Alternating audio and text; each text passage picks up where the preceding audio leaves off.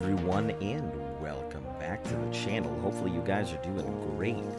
For all of you guys who are new to the channel, make sure to like, sub, follow, share. All of that stuff helps the channel grow. And for all of you returning regulars, thank you guys for coming back to check me out. Give me a couple moments as normal to go ahead and make some updates on the stuff here, post my tags, all of that whatnot. And I'll be right with you all shortly. Thank you.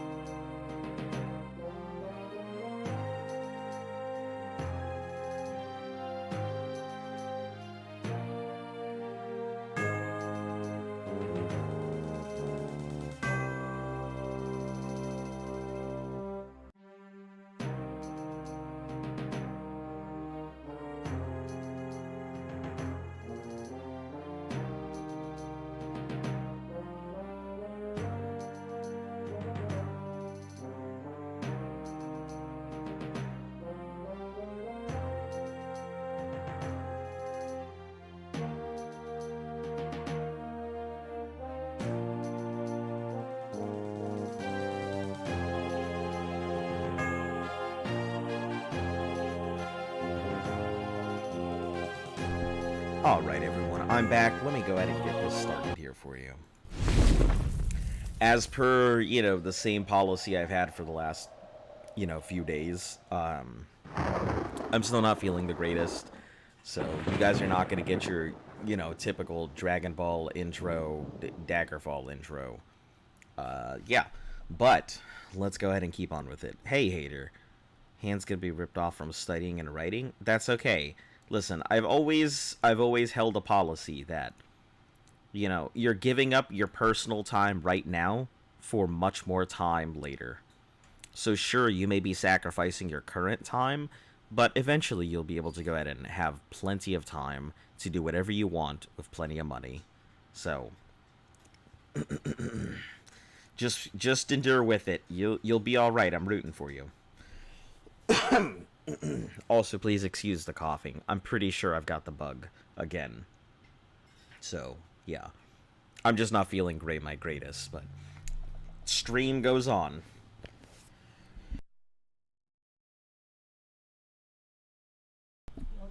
Alright. So, gonna load this one up. We do not have too much longer until the game is actually... Oh, shit. I gotta unpull this out. No, get out of there, controller. Oh, you know what I just realized is gonna be great? When I move over to Morrowind, I can take my Steam controller and program it, and I can use my Steam controller. Yes! Yeah, big shitty holiday. Just a month is remaining. What holiday?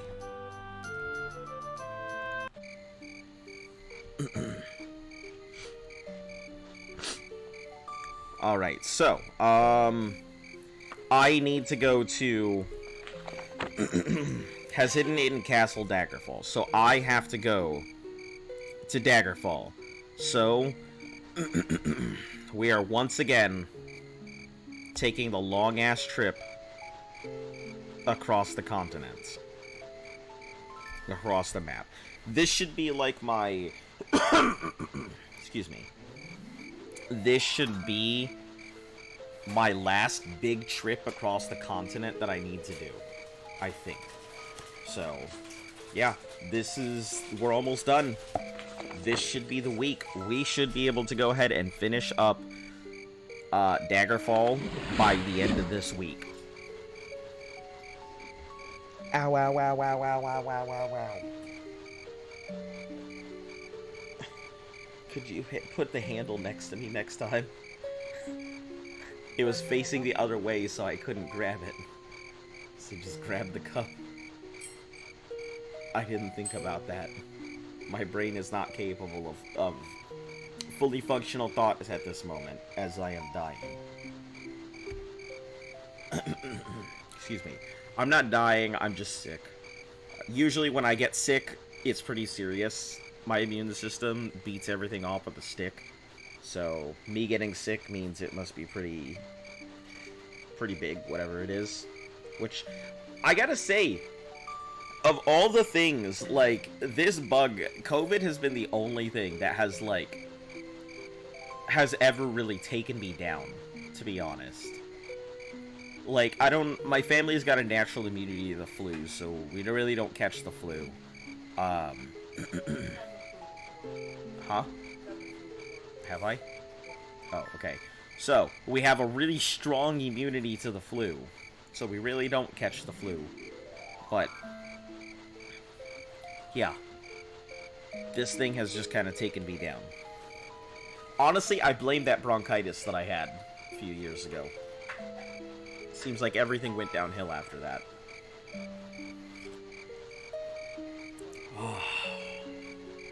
So how's everybody doing today?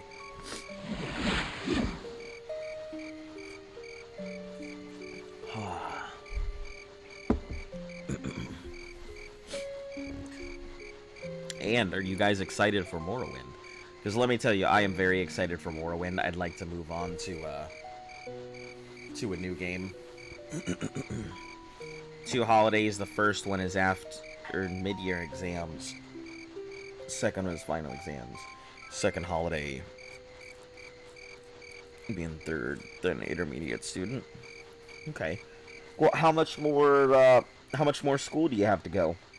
And are you going to continue your education after your primary studies?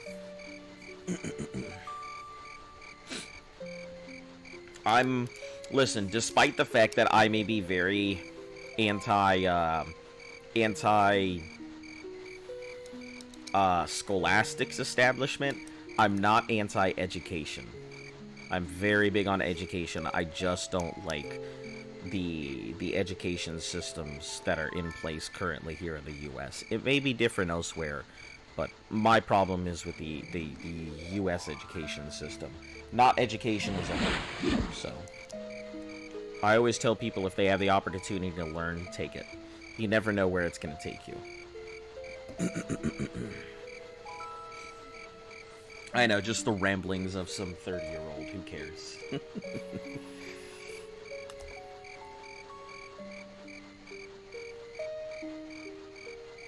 Is it doing the same thing mine did?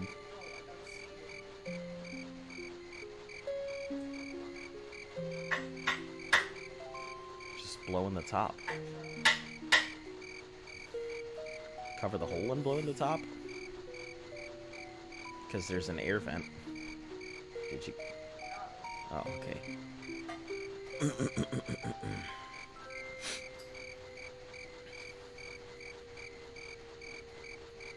Also, if there's a lot of lag in the stream, let me know, because I need to know if there's like a big lag. So as you are hearing this, just tell me when you actually receive it.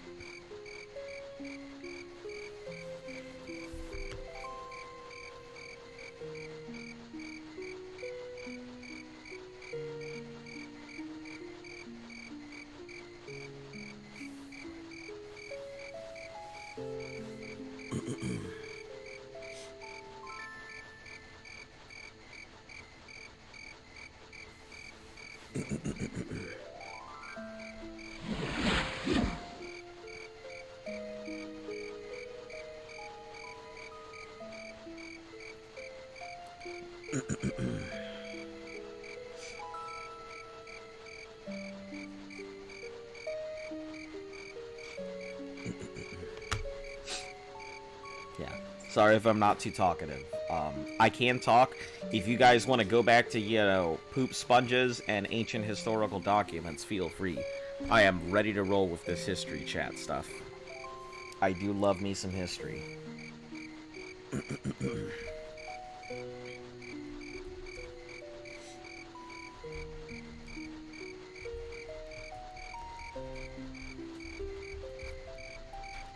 Here, let me see if I can find a good one for today's topic.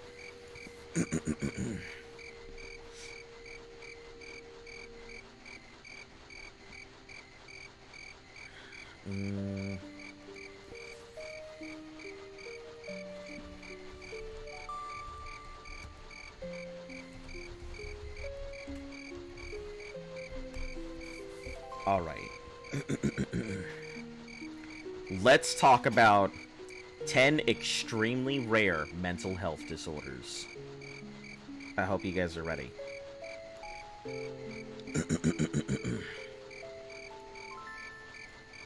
Alright, so today,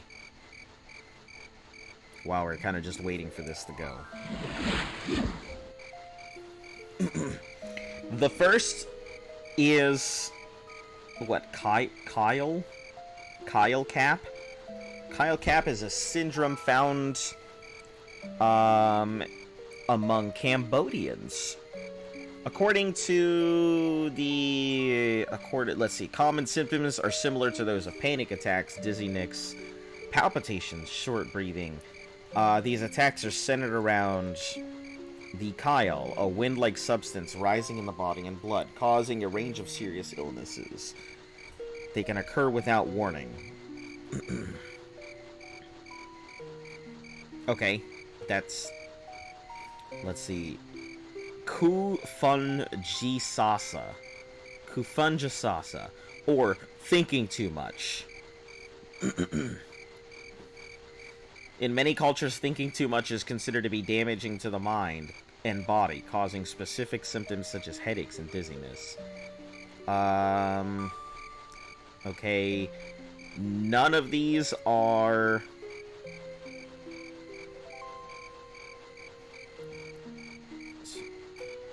Okay. So far, none of these are interesting. They all just seem like relatively... I know capgrass is a pretty interesting one. Capgrass syndrome... people who hold capgrass syndrome believe that someone in their life, usually like a spouse, close friend, or family member, has been replaced by an imposter or an android. It's pretty interesting. I actually read an interesting symptom about that, where there was this guy who he could not figure out if his wife was an imposter or not. I believe they ended up parting, and then he ended up murdering her and opening her up, trying to look for gears and like parts because she swore that she was an android. Let's see, there was another one where this guy had the inability to tell people and objects apart, so he started addressing random things as particular people.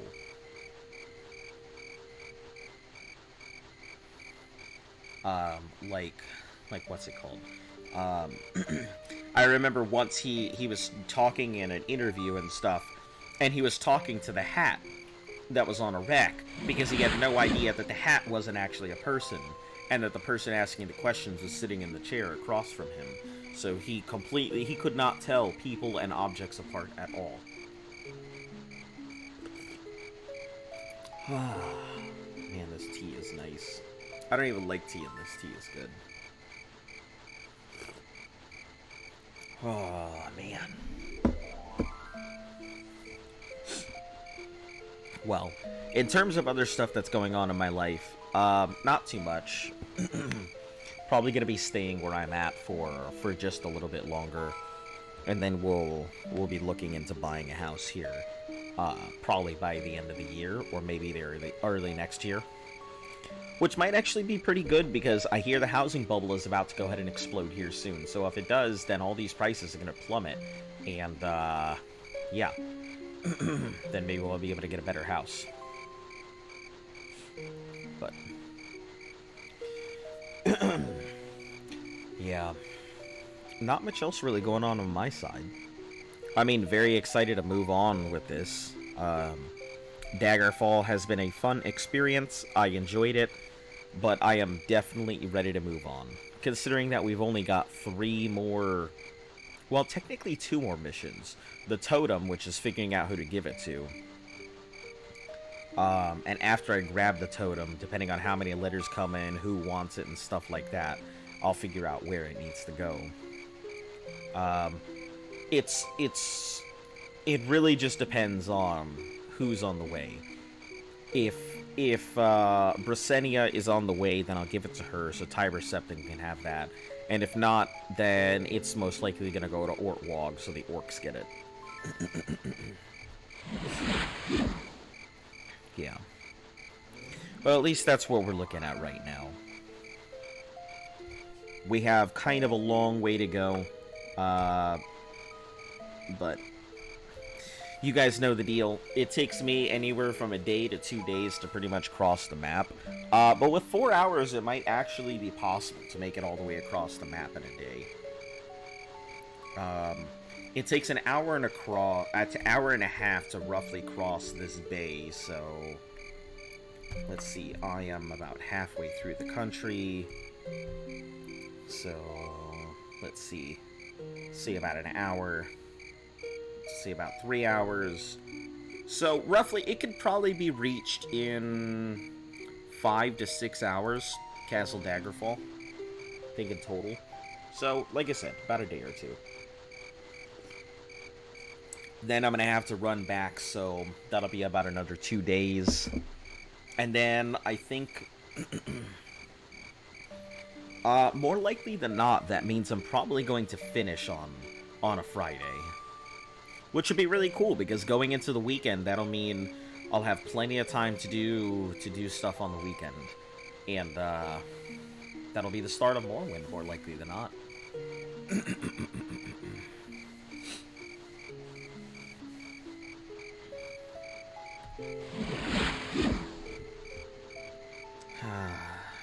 In the meantime, let's see what else we got. Biscuit.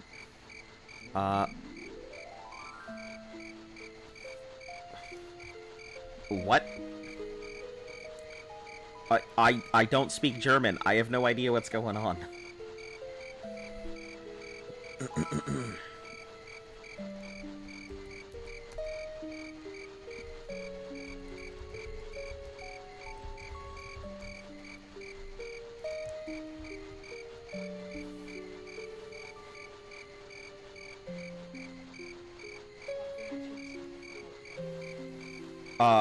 I'm doing okay. What? I think you choose it when you start the game. How are you doing, Biscuit Buzzer? What in the heck was that all about?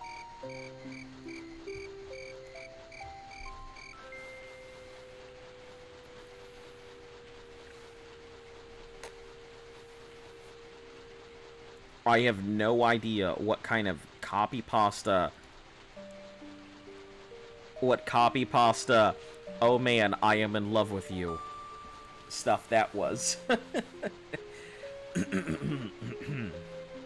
Also, I'm sick, so excuse me if I'm not my almost had a stroke about 20 seconds ago.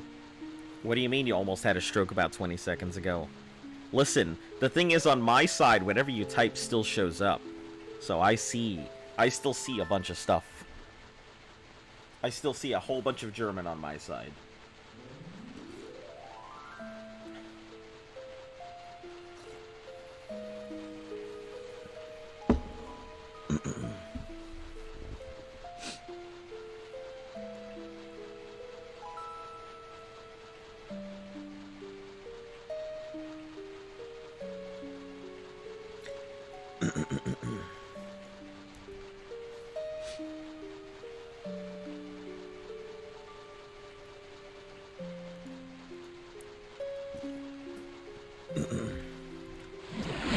It's cool, like, it doesn't bother me. You guys are, like... I have always said, if I feel it's problematic, I'll go ahead and get rid of it, but... you know.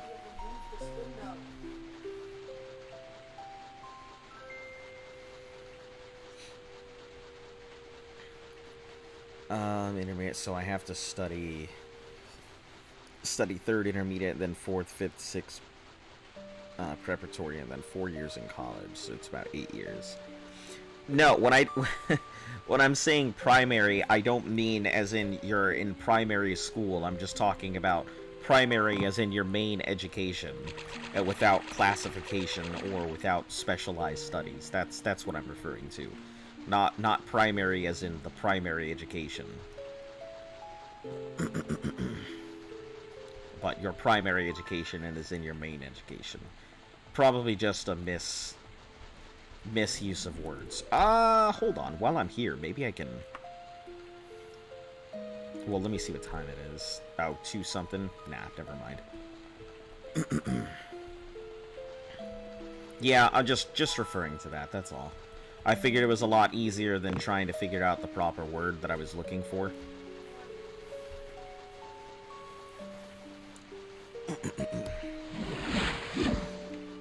If you have problems with your throat, try ginger, lemon, and honey tea.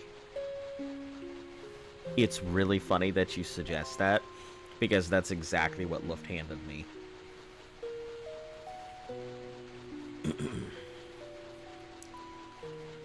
Hello, Doris Speedy. How have you been? It has been quite a while.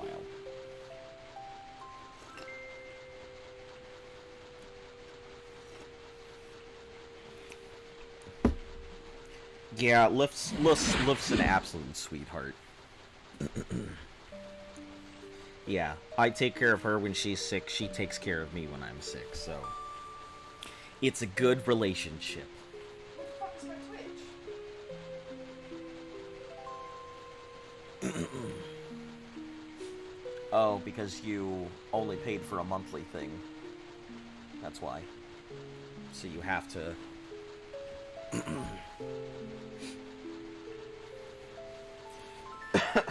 I'll try not to cough in the mic.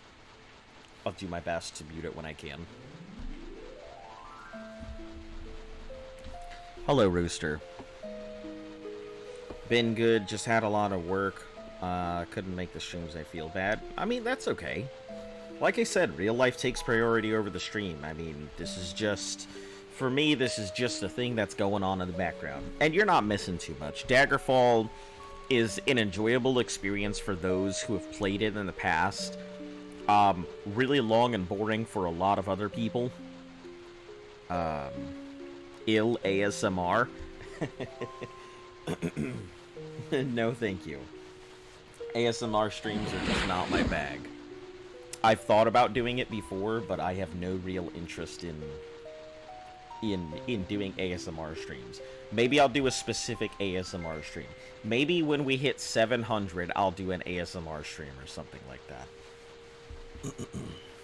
Full whispered stream with, you know, broccoli eating and like food noises, you know, sucking on the mic or whatever else other people do. But yeah. I am told that I do have one of those voices that makes people get the brain wobbles. So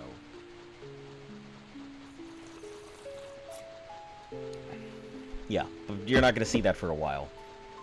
I mean, I can barely go ahead and get my channel up to 600, and that's offering up, like, Azanovox to be a good ASMR person? Maybe. Maybe. I just don't really have any interest. I don't really... There are certain things that, like, I can understand why people would watch it, but it really doesn't go much from there.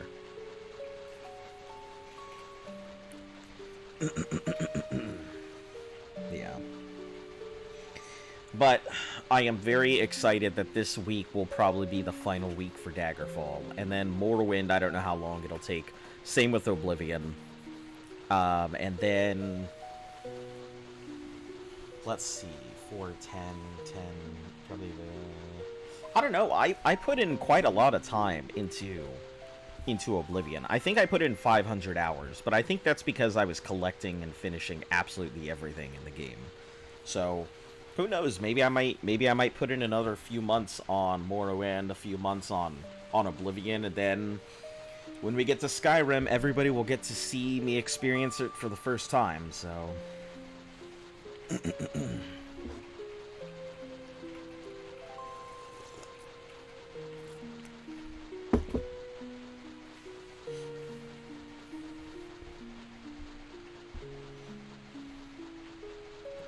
You're gonna become a cop soon?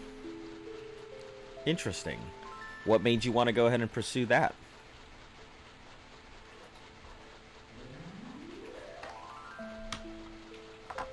Law enforcement, I would say, is not exactly everyone's bag, and it is tough being a police officer this time of the life, this time of human society.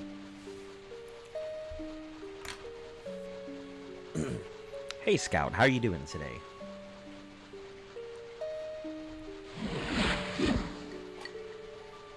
I guess since we're on the this, what is everybody's aspirations? It's your dream job? That's cool. That's cool. I already did my dream thing. You know, when I was a kid, I wanted to go into the military. I've done the military thing, and now I'm pretty much over it. But no, my dream job is voice acting. If I could ever get into voice acting, I feel like that would be my true calling in life. I would give up a lot of money and stuff that I make right now to be able to go ahead and do voice acting for a living, because it's something that I would thoroughly just enjoy.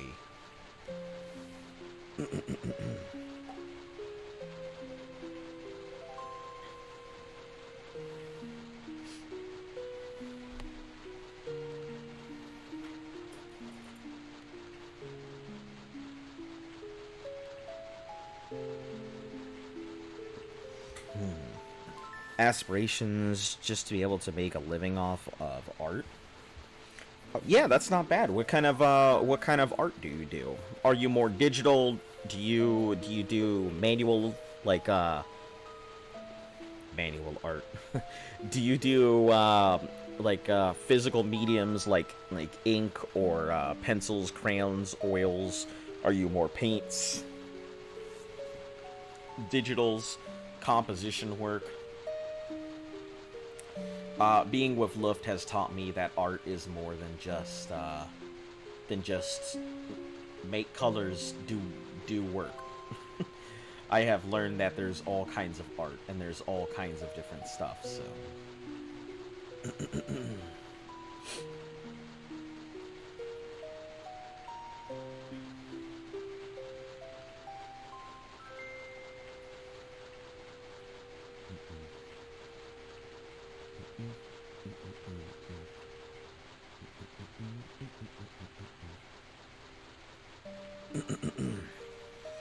art for me tells me about life and story, you know? I've never really, I mean, okay, so this is weird because obviously I'm with an artist, so it's one of those things I've always had to, like, ask her to explain. Yours would be working in genetics? That's pretty cool. Long time ago, I wanted to be a genetic virologist, working with things like CRISPR and stuff like that, but that's far and away. I do have an education in some law stuff, so I'm not a lawyer by any means, and nor is anything I say legal advice, but I do know my way around statutes and laws and rules and regulations, so. Your main medium is music, but you also want to do digital illustrations. I'm trying my hand at animation and 3D artwork. Like to make some money from making video games. That's pretty cool. I think making video games is pretty cool. I think music is really big. Like, music, auditory stuff is probably one of the biggest things for me in games. Not necessarily even music. Like, there are just certain sounds in games that really do it for me.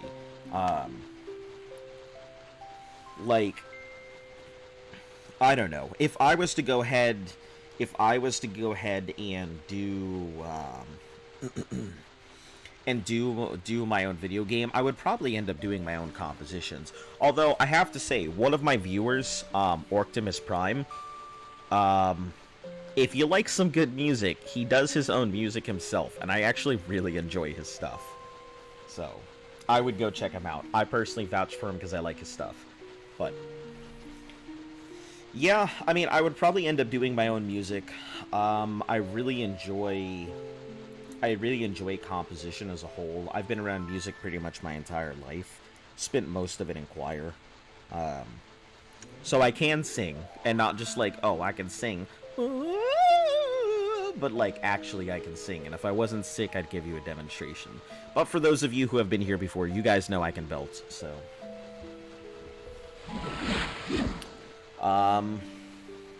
Yeah.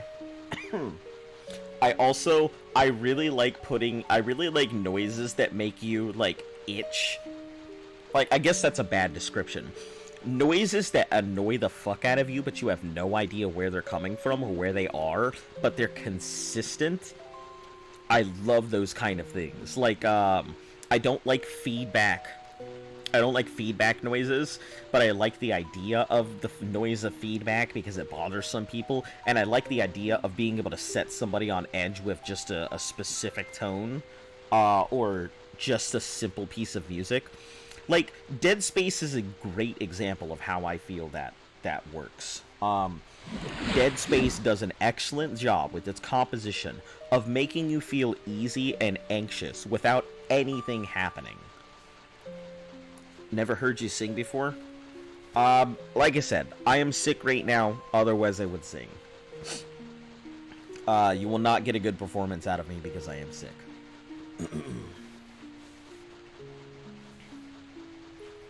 But yeah, like, Dead Space, the atmosphere of Dead Space, aside from just being on a derelict ship itself, the small introduction of violins into the scene, you know, slowly introducing your orchestral pieces, in a nearly devoid space.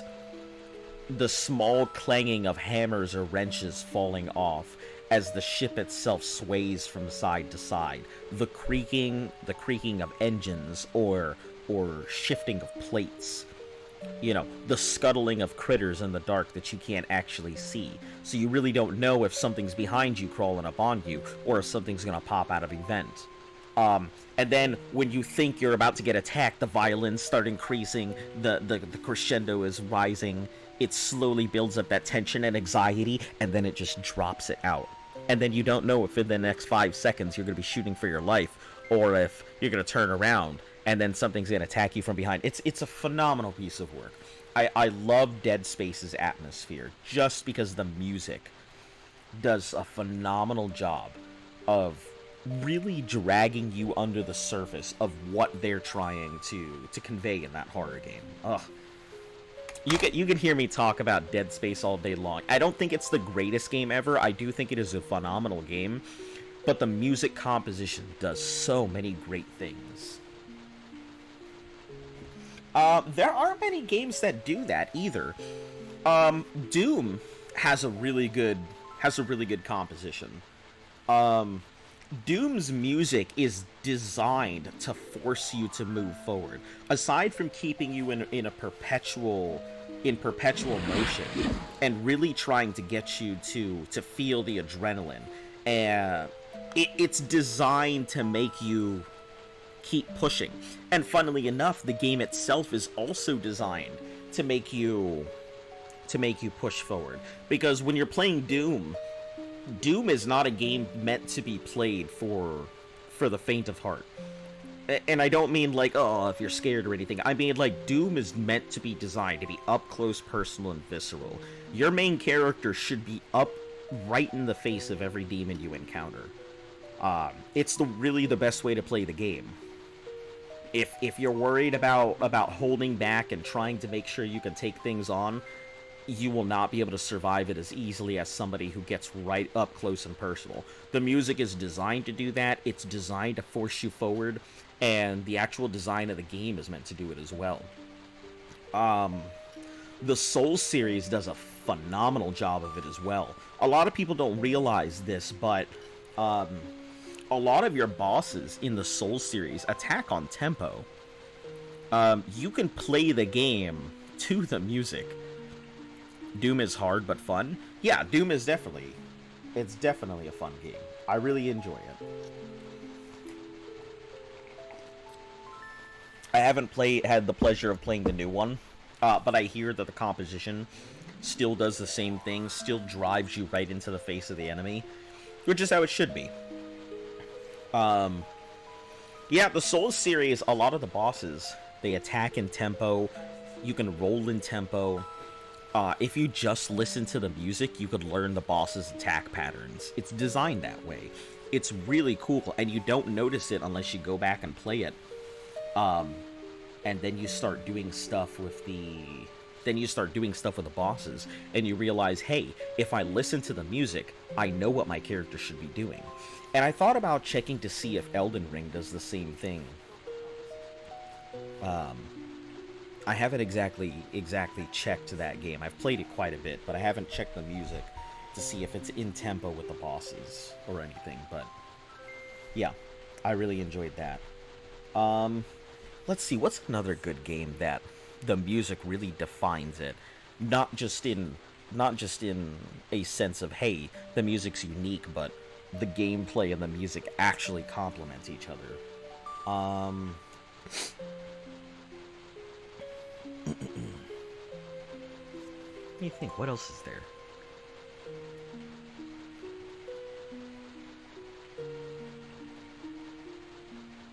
There's nothing I can think of off the top of my head, so let's see if the internet has something. Fear? I have never played Fear. Fear's a first-person shooter, isn't it?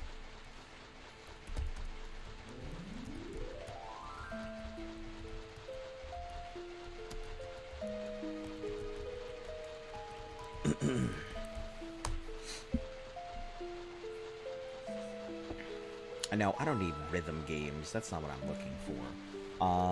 Games that the composition play a part of gameplay? Let me try that.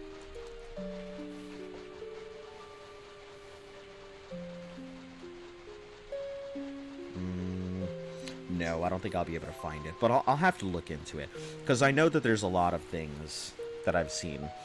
Yeah, it's like, you're hunting this ghost girl or something.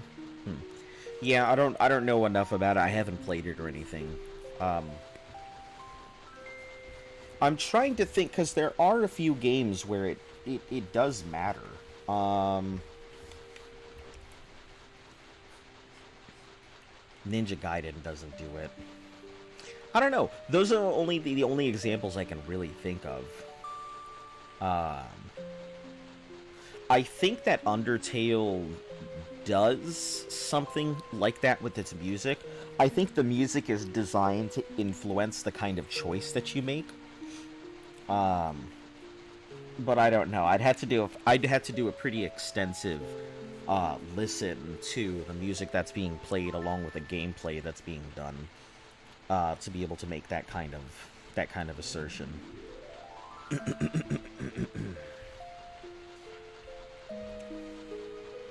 But okay, looks like we're almost about to hit the water here. We're getting close. That means we'll be water walking shortly. Also, Luft started her stream, so just in case any of you guys are interested in that. God of War has some good songs.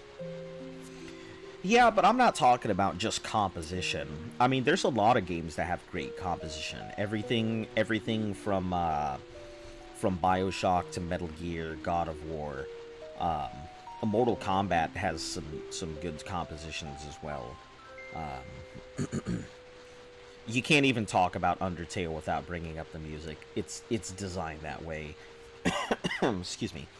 There's a lot of good songs out there, but I'm less so talking about what music is good, and more so what music actually plays a part in the game. There's this guy that I follow on... There's a guy that I follow on TikTok, and he's actually designing a game where music is the main combat. So there's a composition that's going on in the background, and as you attack, the composition itself changes, and you add notes to the music. And how the music changes affects the actual gameplay. And as the enemies attack, it also changes the music, or they disrupt some of the chords that you've set up and stuff like that. And I think it's a really cool concept, because, like I said, I think music is a pretty integral part of the gameplay experience. There aren't many games that can get away with having a silent, backdrop. Dead Space did a very good job of silent backdrop. But yeah, there's not many that I can think of that have really silent gameplay. I know a lot of horror games try to go ahead and include a silent gameplay to make you feel, more scared of everything. But I don't know. I've never felt that horror games that don't include a soundtrack are any scarier than those that do. I feel like it's devoid of something. When you're crawling through a thing and the only thing you can hear is your footsteps and everything. I get it, that's how it would actually be, but, I don't know, I feel like there's something missing when there's a composition missing from a horror game. And if you're talking about horror games, you want to see, I would love if they could go ahead and remake Clock Tower. Man, a remake of Clock Tower would be phenomenal. But then anybody who likes Amnesia would probably like Clock Tower. I think they were up to, their 4th one? Something like that? Let me go ahead and check. We have a couple moments before we need to sleep out here on the ocean.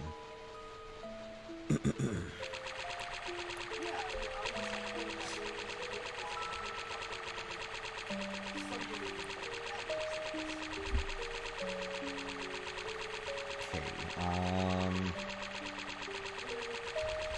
Clock Tower.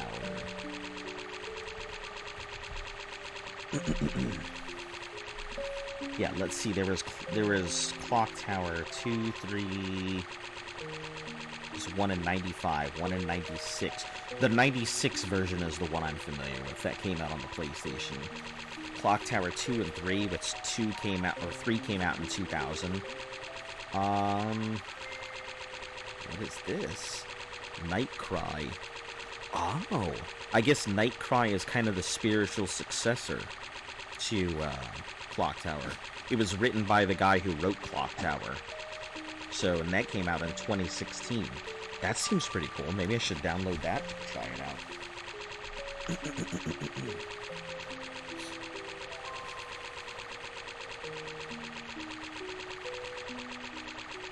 So, Scout, what kind of music do you normally end up making? Do you have a specific genre that you enjoy?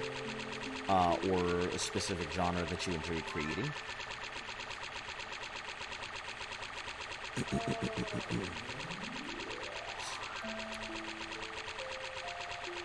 I'm really good at doing, like, electronic dance music. Like, trance and dance and stuff. That's my big stuff.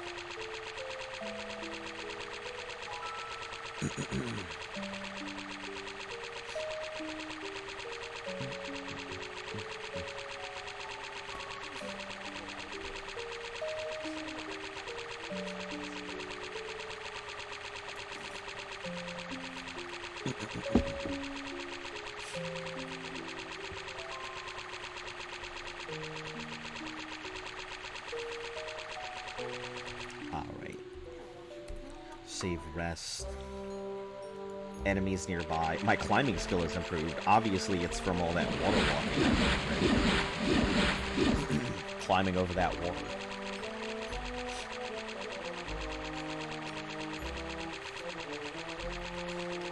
Tend to make indie psychedelic rock music, but I like to make electronic. Not really dance, but more trippy electronic stuff.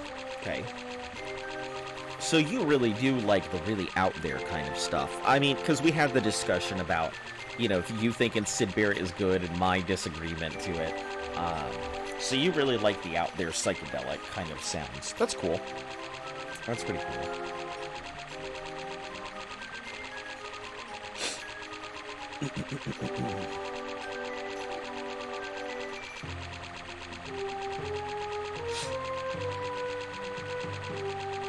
Trying to make sure I address everyone here. So, Biscuit, since you were talking about genetics and stuff like that, did you have a specific field you were looking into? Like genetic engineering, or just the study of genetics as a whole? What kind of field were you looking into? Or were you just thinking general of genetics and then you'd go ahead and find a more specialized field once you get a better understanding of everything?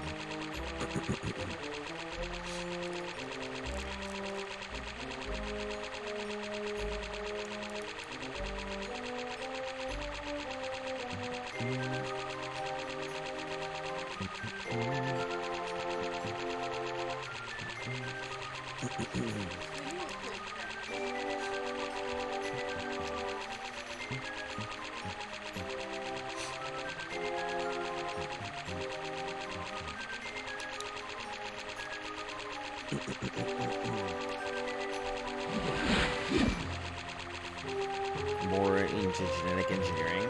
Okay, so kind of the same thing I was thinking of. You know, I feel like anybody who's going to go into that kind of, especially flowers and stuff. Okay, I see. So going into, like, some type of botanical engineering. I assume things like making some wacky color organ. Well, you don't need to go ahead and go into any type of special genetics course for that. If you have yourself a pollinator, or if you're willing to get things together to transfer pollen from one plant to the other, you could actually work on making your own species of orchid right now. Cross-pollination and crossbreeding is quite a thing, and you can do it.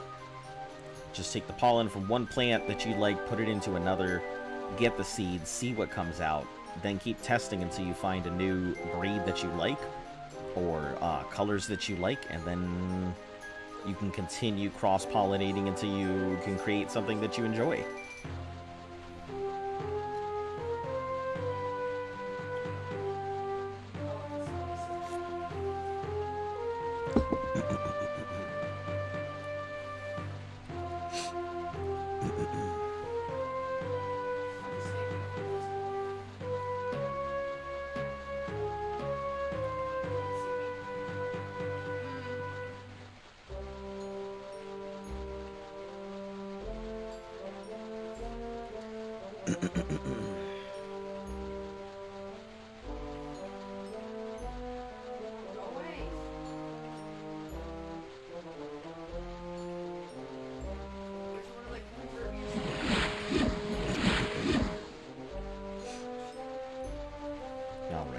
So we're on, what, the tip of Belfaria here? Oh no, we're just on this tiny island over here.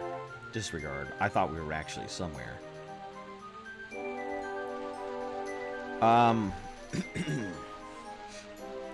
Didn't do nearly enough research, but I think you can engineer the stuff. I mean, it's totally possible. If you want to go into, like, if you're talking modifying genetics at that level, yeah, it's possible to do that. But we've been genetic engineering, like, stuff forever. I mean, it may not have been as scientific as we have nowadays, but take, for instance, the lowly potato. So, the potato that you think of when you're thinking of that big, girthy spud, that is genetic engineering at its finest, because when you took a look at, like, potatoes, they were, like, little tiny things, like the size of marbles, or maybe like, you know, about the size of when you put your thumb and your finger together. Potatoes used to be super tiny things, but over time, as we went ahead and started breeding and cutting these potatoes and trying to grow larger potatoes, the larger the potato got, the more we propagated that particular. Yeah, exactly. The same with corn and everything. That's why you have all these different varieties of corn. Same with tomatoes. Pretty much every plant that we think of as staples of our diet has had some sort of genetic engineering. And not, like I said, this is going back like hundreds of years and stuff. We're not talking about like taking it into a lab and splicing DNA into it. We're talking about like simple things like finding which one is a larger tomato and letting that tomato go ahead and propagate, then finding stuff that's larger of natural corn. Yeah, it's the same thing with like the banana. When you think of your regular banana, you're probably picturing the Cavendish, or some people are picturing like the plantain or the plátano.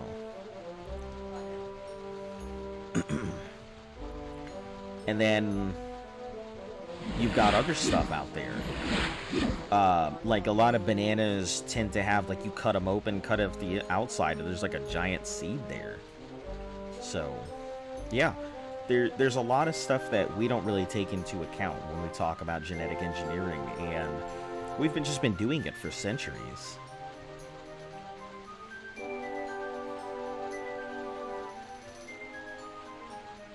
Yeah, we've been doing genetic engineering for centuries, so...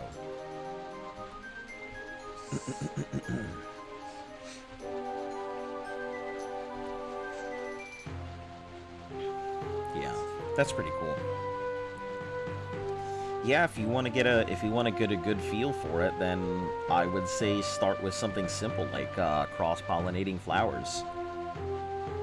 Who knows? It may turn from a hobby into something you do professionally.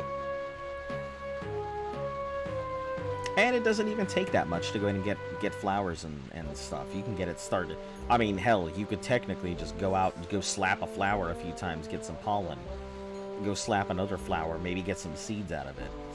My personal favorite plant, I really like the poppy. I think the poppy is such a gorgeous flower.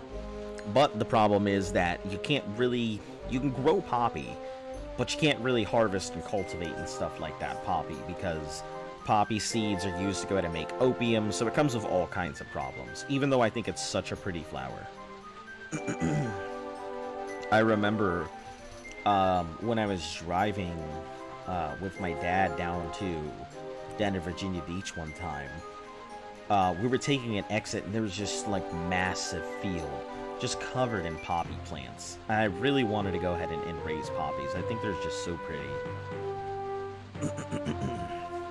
It's also the reason why when Dorothy and her whole crew go into that field of poppy flowers, which in the movie I think it's something different. I don't think it's poppies, but yeah, they do. I really do much prefer the red variety, but unfortunately it's the addictive one, so can't really do anything with it.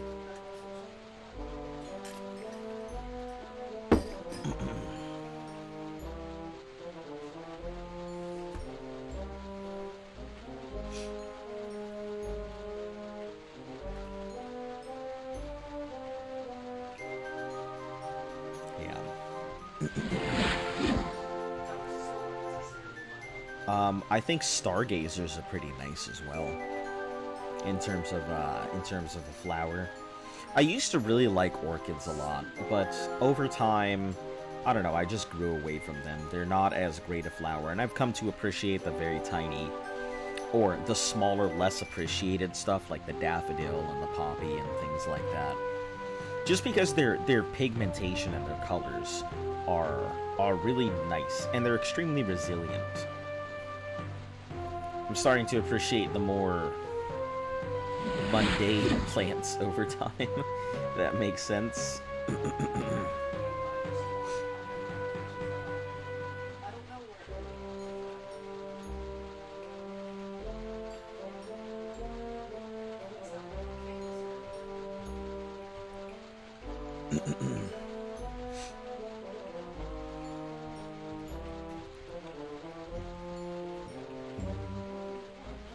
Jesus, how big is this damn place? Like, holy cow. Just trying to get across it. It seems like even just trying to cross a tiny island takes forever.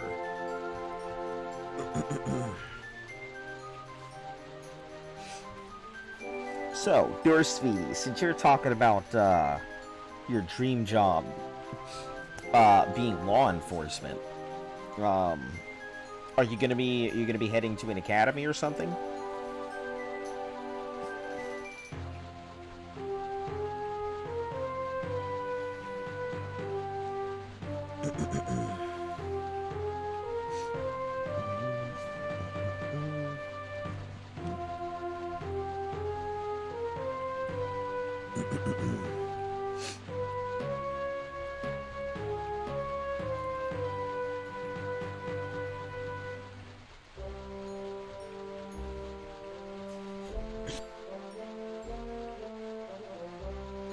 Excuse me, guys. Like I said, I am still sick, so you're gonna hear coughs from me occasionally.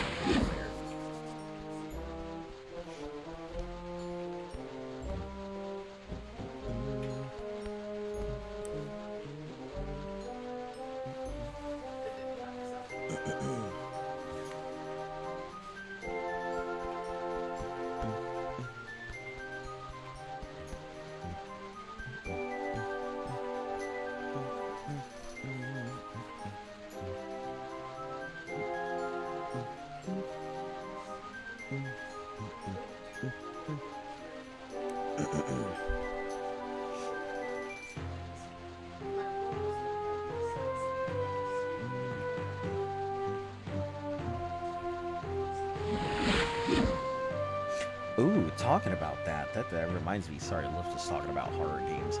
Does anybody have a favorite horror game that they really enjoy? Because I do really like horror. I just haven't found anything that... really...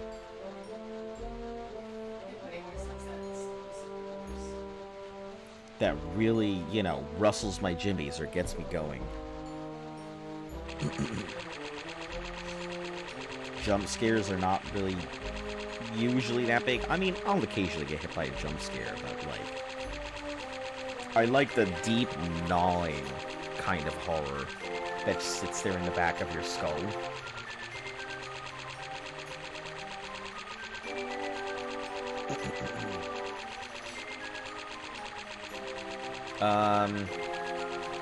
Didn't play it because I don't have a good enough PC. You didn't play what?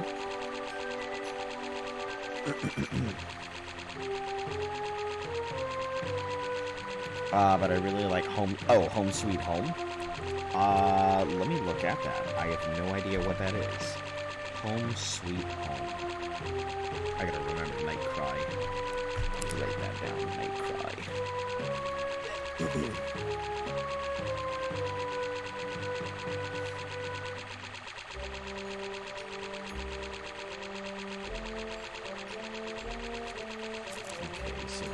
Home Sweet Home. Let me look this up real quick.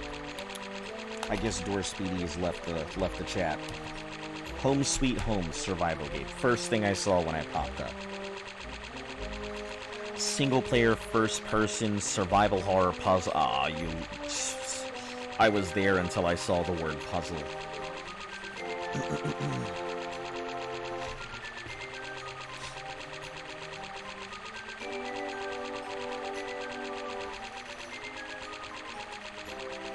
Thai developer Yggdrasil. Let's see. It's stealth and hiding. If the ghosts or demons find the player in their hiding spot, the player can do a quick time event to escape or otherwise be killed, and the game will respawn to the last save point. Exploration is important, which is a compliment by the fact that many areas have no danger, but instead the goal is to find diary pages, informative articles, or puzzle items. Ugh. Puzzle items.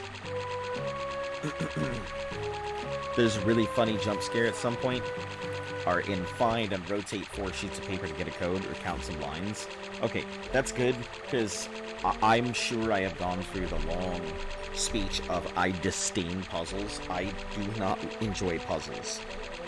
They are just not fun to me at all.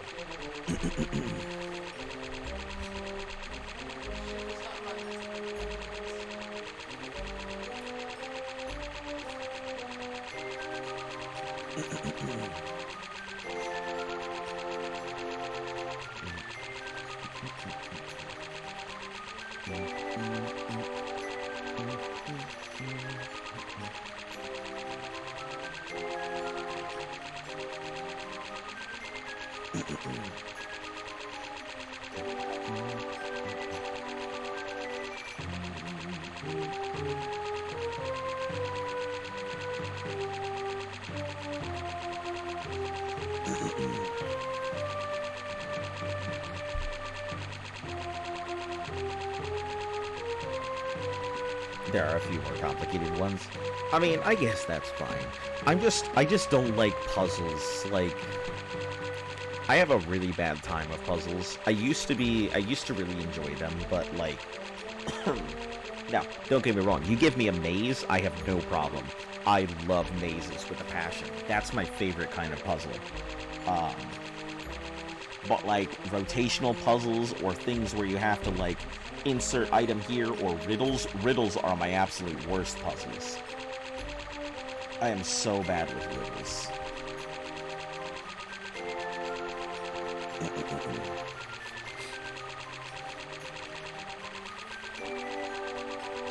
That's kind of why I struggled a lot with Arena, because Arena had a lot of riddles, and I'm like, okay, what do I do?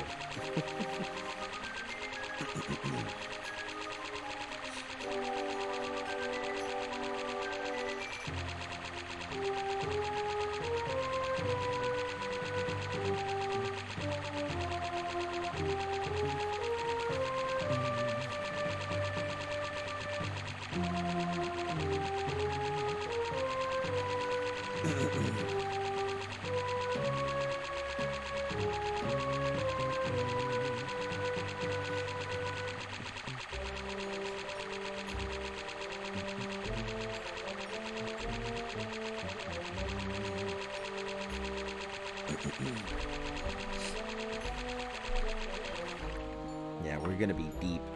We're gonna be deep water for a while. The only problem I can see is even if I cross over here, I'm still gonna have to, like, course correct myself. So I may as well do that right now.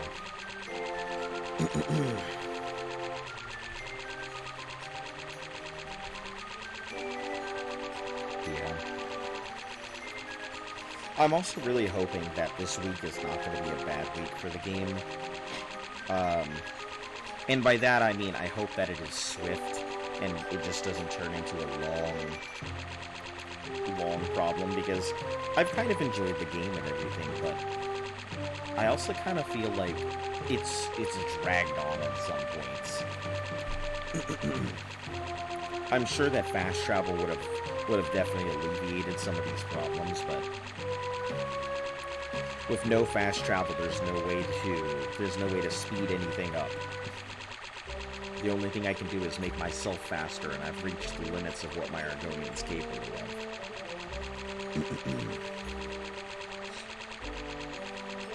But in terms of Morrowind, I'm really looking forward to playing some of the DLCs and stuff like that too. I've never really played Morrowind, so it'll be a pretty new experience for me. And I also think that, because I didn't even know it had DLCs, frankly.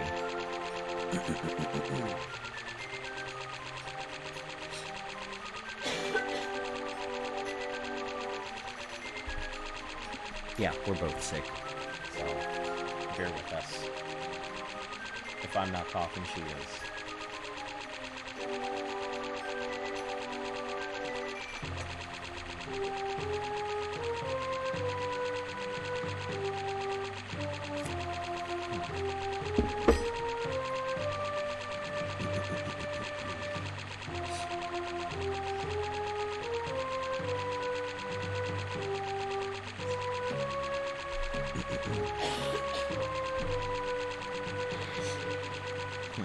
It's funny, I thought about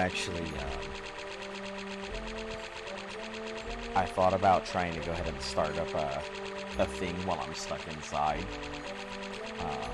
And since Luft has the same thing, you know, pretty much stuck, we thought about doing a whole stream of us stuck inside.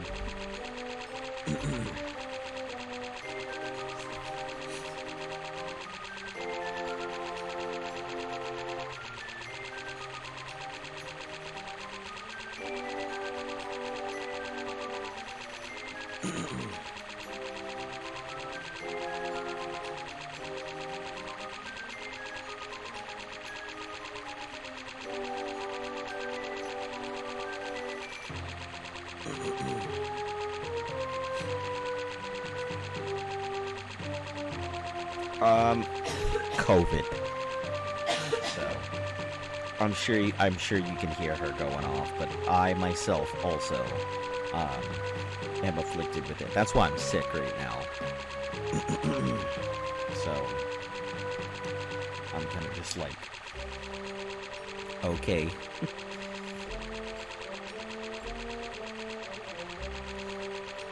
I was saying in like the very beginning of the stream that like I don't get sick too often, or at least I used to not get sick too often. I've been getting sick a lot more, and I think ever since having bronchitis a few years ago, my immune system took a... I mean, I almost died when I had bronchitis. When I finally got over to the ER, like a quarter of my lung was full of fluid, so I felt like I could barely breathe. But it's not like that right now. It's just, you know, ever since then, my immune system has been extremely strong, but not as strong as it used to be. Not able to beat off everything.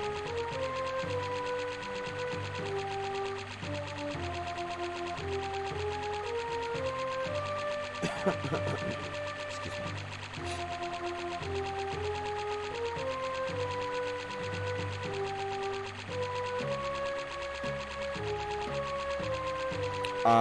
That is correct.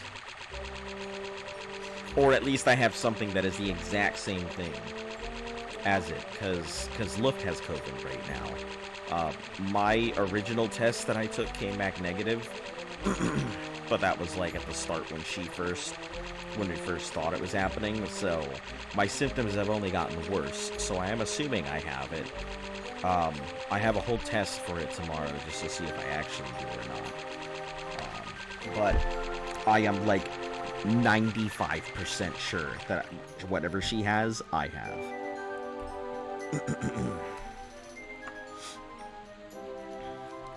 These freaking things, they just do not quit, do they?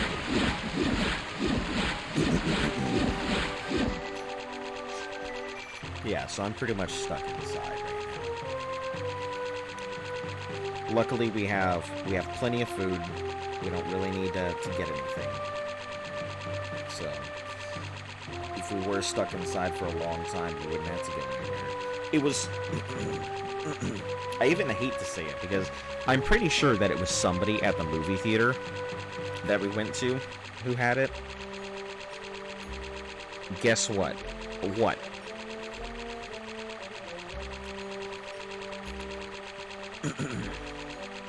Guess what a friend got? A PS5? COVID sucks when I was stuck in bed. I couldn't even play You're a Vegetable.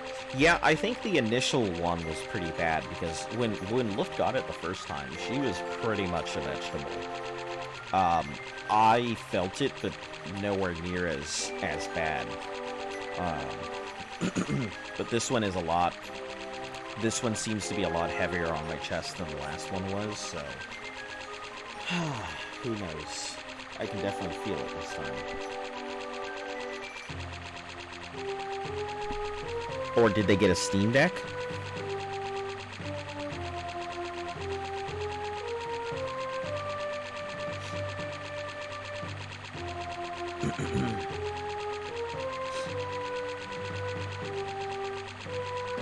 I don't know, I've only got so many guesses that I can pick here. A brand new car.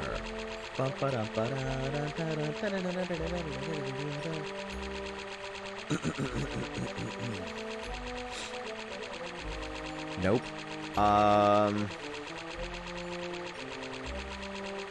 Bathroom related.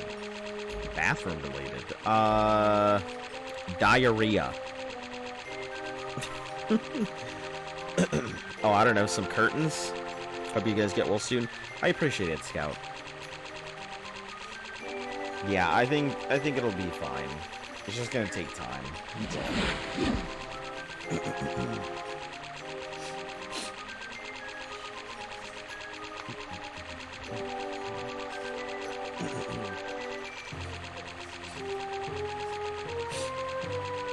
No, way better. I can't think of what's a better prize to win than diarrhea. Listen, if that's not the grand prize, I don't know what is. I mean, outside of getting the ever mortal ending Ebola, I'm not sure what else is a better prize. He got a freaking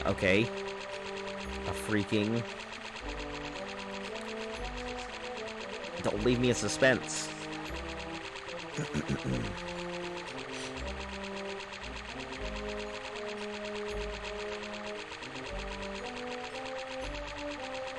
Red, green, blue shower with a built-in sauna. Shower cabin with a built-in sauna. Oh, that's pretty cool. Is that one of those things that... Excuse me. Is that one of those, like, tent things that you can go inside? You can go inside and it just creates a sauna.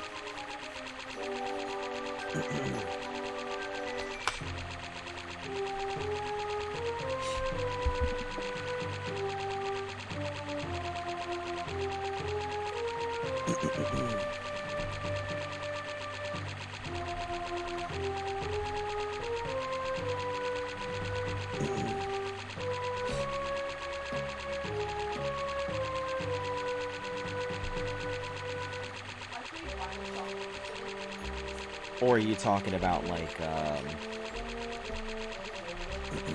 I'm not sure. You'd have to explain it to me then.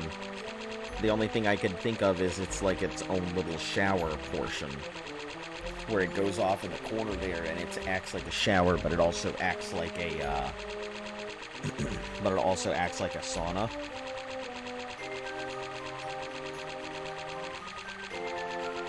shower cabin, which is... okay. That's the other thing I was thinking of. Okay.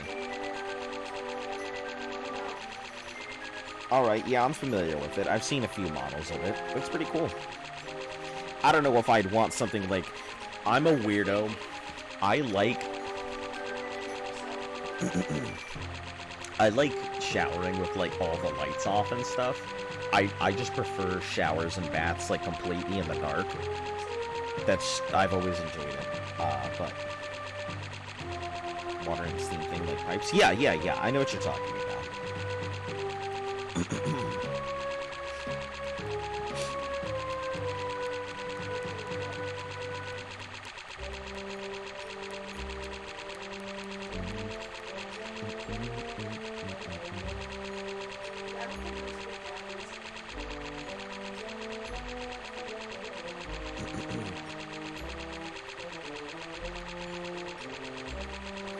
Like pipes, whatever you call them. Yeah. Yeah, I know what you're talking about. It's probably got steam heads, kind of like the shower heads and everything. That'd be pretty cool. I don't know if I'd use it. I'm not much of a sauna person myself. I feel like there's not really much I gotta sweat out of my system that I can't just do at a gym.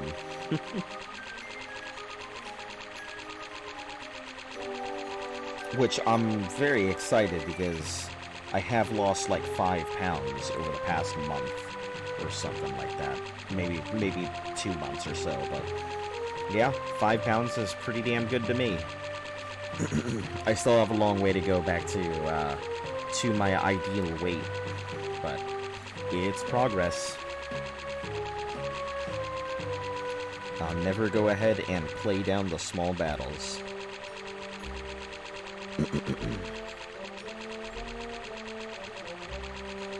It's very good.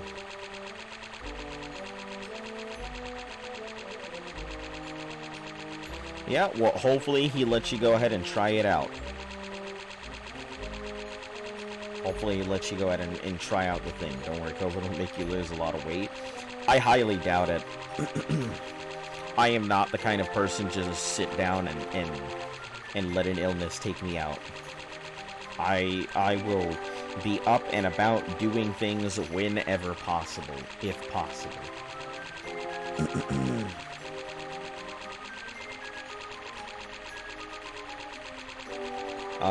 You also get the simulate. You also get to simulate an asthma attack. Yeah, I mean, having all that water in the air probably can't be the greatest. I'm sure it's good for your skin and everything, because the heat will help you sweat out stuff, but...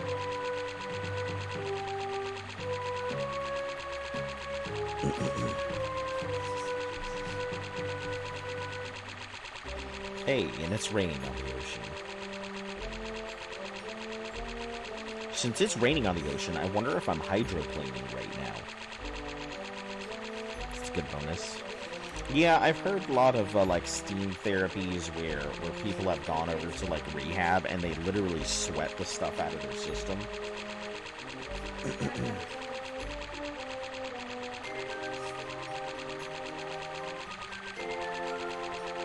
Anything at all for, like, 2 weeks. Looked like a zombie. I'm sure I'm gonna be fine. I had, like, had a couple sandwiches earlier. And, you know, I also drink a ton of water, so my system always has a lot of stuff to work with. But, yeah, I think I'll be okay. I'm just not going to feel the greatest for a few days, but I should be fine in no time. Excuse me.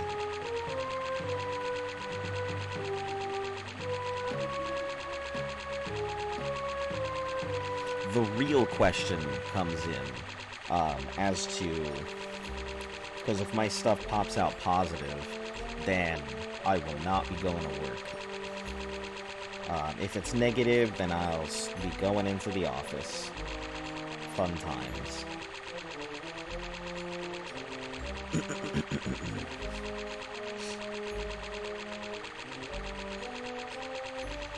Only had one temperature fit that actually felt like something. It's mainly just because my immune system, like I said, I have a very strong immune system. It runs in my family. Like, all of my family has these ridiculous immune systems that, like, pretty much fight off everything. Oh, shit.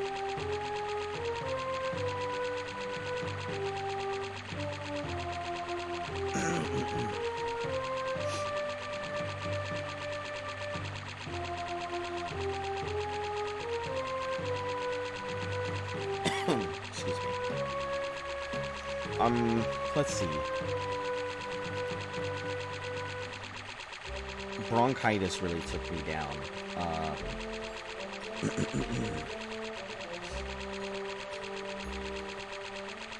I've had a couple colds here or there that have really hit me hard.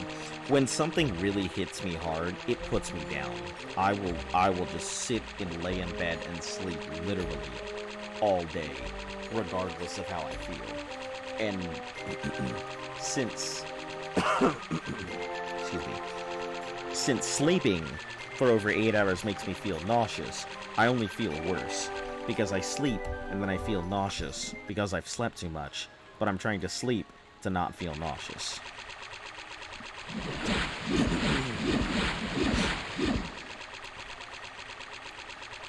Yeah.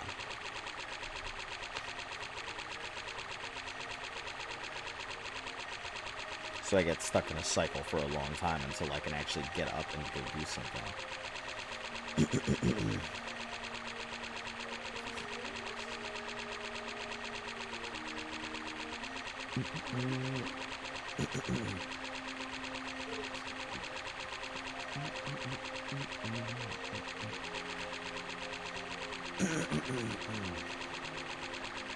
Excuse me.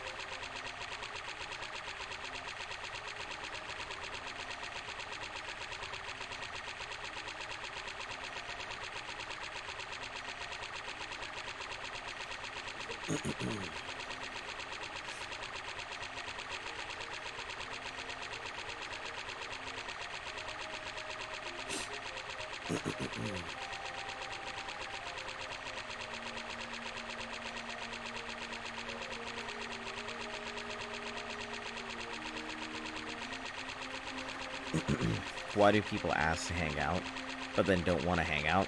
Tell me this with your infinite wisdom.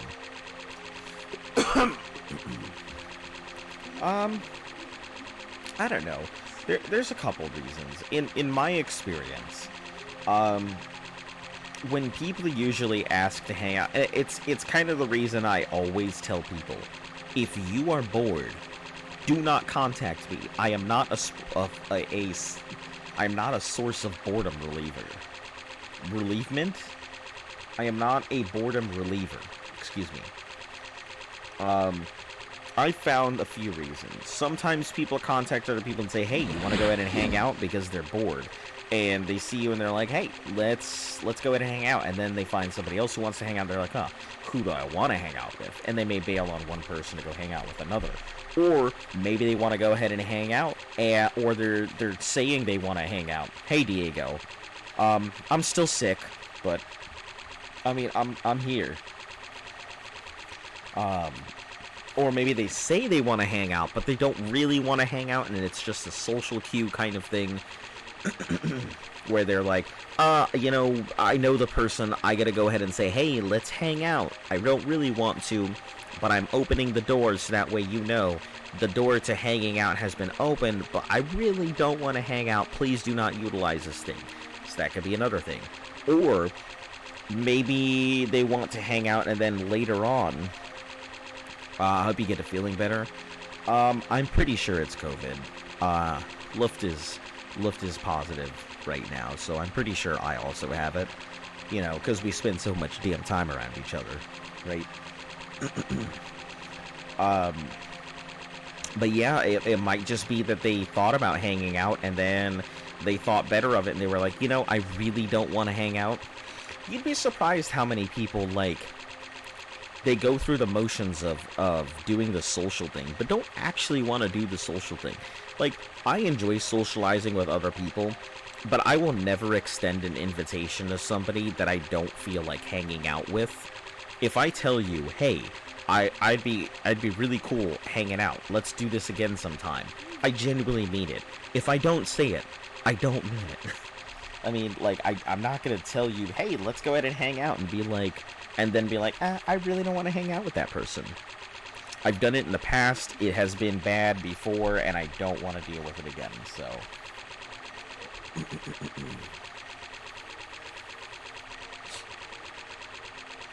But yeah, I mean, those are the big three reasons I could think of.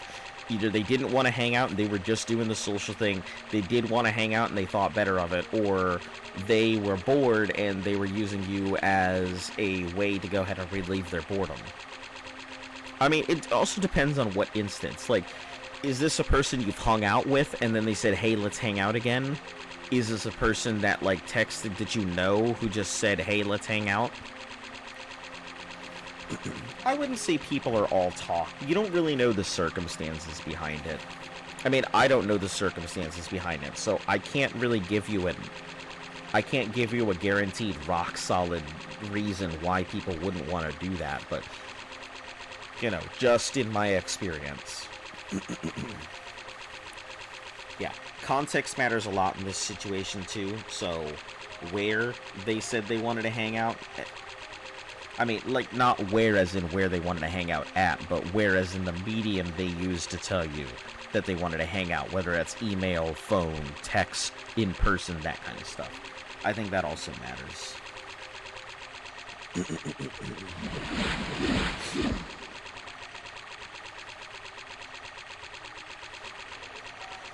Alright, Diego, since you're here, 2 questions that have already been asked by most people, or answered by people today. 1, what is your ambition, like your dream, your future goal? What's something that you would like to go ahead and accomplish?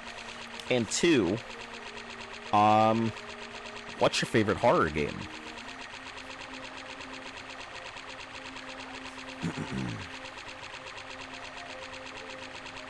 I really enjoy horror games. They don't really scare me, so I'm kind of looking for a good horror game, and maybe there is one somewhere.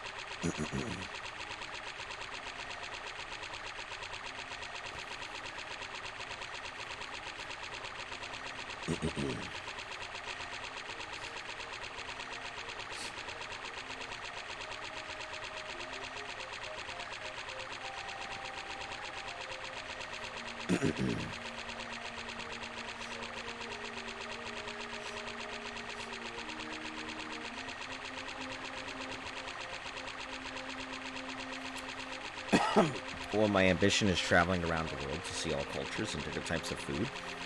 That's a really good one. I think the World Traveler is a really good goal to go ahead and achieve. Having lived with somebody who's seen almost every country in the world except for 26 of them, yeah. I can tell you that it really turns you into a very unique person. You get an interesting perspective on the world. And that's probably where my open-mindedness, well, I wouldn't say all of it. My open-mindedness really comes from the world into Hue, but I would say my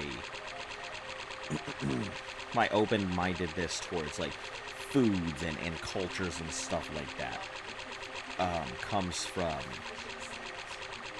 my dad constantly introducing me to new things all the time.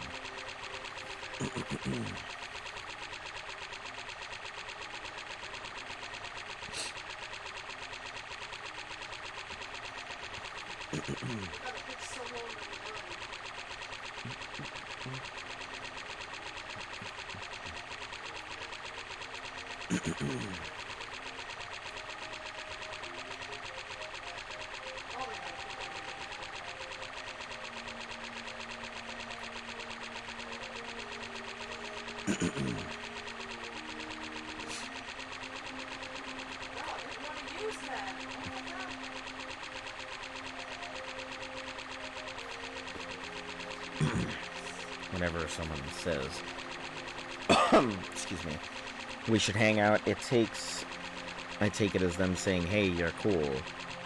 But that's all, so whatever, I get burned out by all these mixed signals. I don't think it's Scout, I think you're reading too much into this.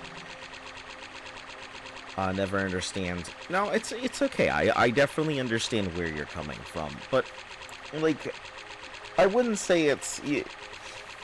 If somebody says that they want to hang out and they don't hang out, then, I mean, here's a question. Have you reached out to them to say, hey, you said you wanted to hang out. Did you actually want to hang out at some point? Have you ever tried reaching out to them? And your favorite horror game is a Resident Evil franchise? Okay. Yeah, I think some of the original Resident Evils are pretty good. I think the last one that I really enjoyed playing was probably Code Veronica, just because of how freaking difficult Code Veronica was in comparison to a lot of the Resident Evil series. I don't really feel like it's scary. Maybe it was back in the day, but like Code Veronica introduced a lot of fear that I haven't seen in a Resident Evil game in a long time. I don't feel a sense of urgency in a lot of these games. Now, I think what would really get me is if they made like a Resident Evil game where your character is already infected, and it comes with a timer at the corner that tells you how long you have until you actually turn. So you are constantly on a timer trying to accomplish stuff. So your character only has so long before they actually turn. And, you know, the difficulty that you choose reduces the timer, and also what you decide to do changes a lot of stuff. And your timer is just long enough so you can complete everything that you want. But not long enough so that way you can stop for every side quest that you would like to. And there's no way to, like, extend or slow the timer. You just have to go with it. That would be a good concept.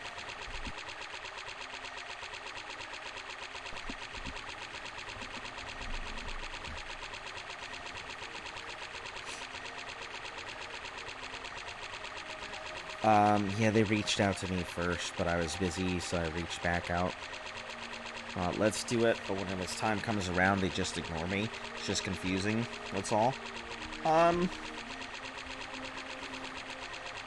mean, if you reached out to them and they said, let's do it, and then they never got around to it, I would just take it as a, hey, yeah, I was interested in doing it, but maybe something came up, and if they're not responding to you after that, then they probably just don't want to hang out, so maybe they had intended to do it.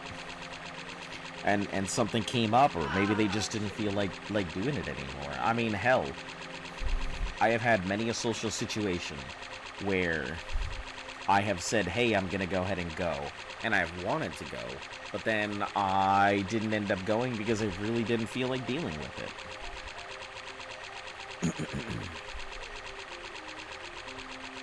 You can hack them.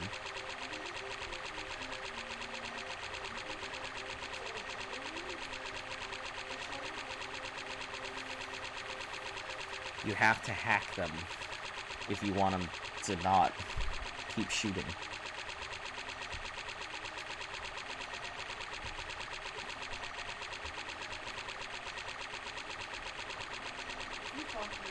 You have to hack them. Oh, 1 second.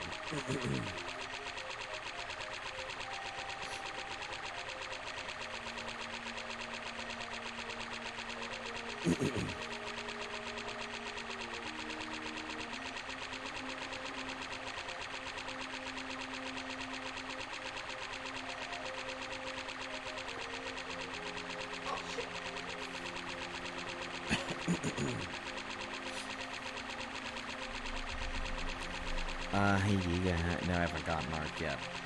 Installed tonight. Very slow. Not at home due to the fire. Yeah. Have they said if you guys are going to be able to move back into your houses and everything, or the direction the wildfire is going?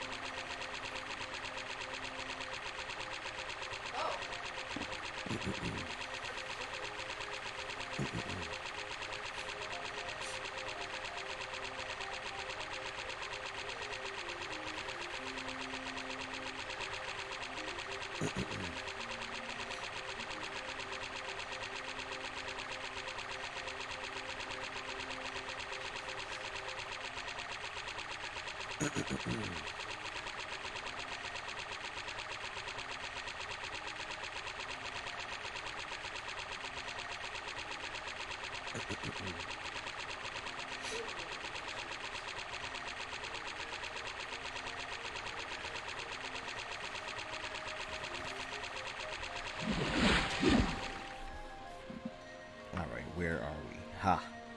Nice, we're just gonna be passing under the horn of Belferia here soon. Hey, that's pretty good. We're making pretty good time here. Just at the corner of Belferia? Yeah, that's not bad at all. Yep, so I was kind of right. An hour and a half will take us right about here. So another hour and a half, and then probably another hour. So yeah, it'll take about 2 days.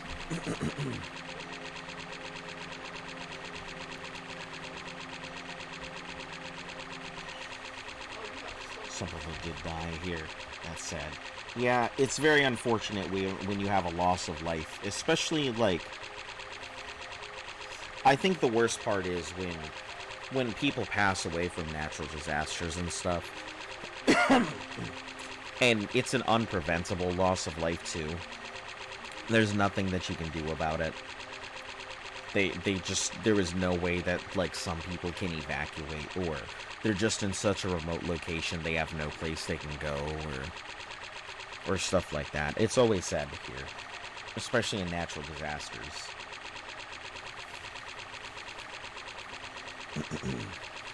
I don't worry too much about a lot of natural disasters here. I'm close enough to the shore that if a tsunami comes through, I'm probably gonna die. If like a nuclear weapon goes off in DC, I'm gonna die.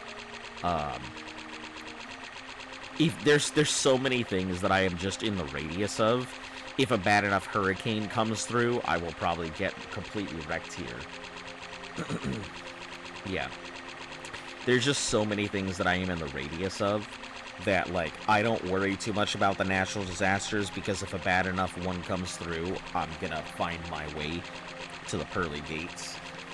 Excuse me.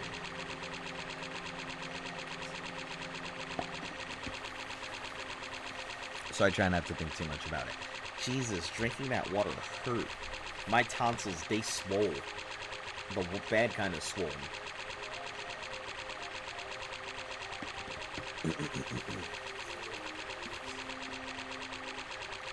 Not like I've been taking my tonsils out for a workout, if you catch my drift. But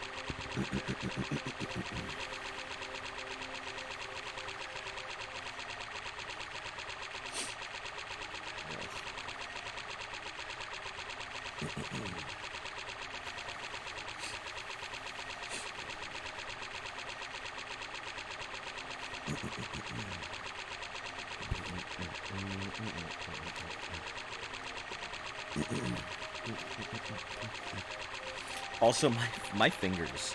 That's a bit. Yeah, I don't know if you guys noticed. I tend to really enjoy throwing like the double entendres and shit at you guys.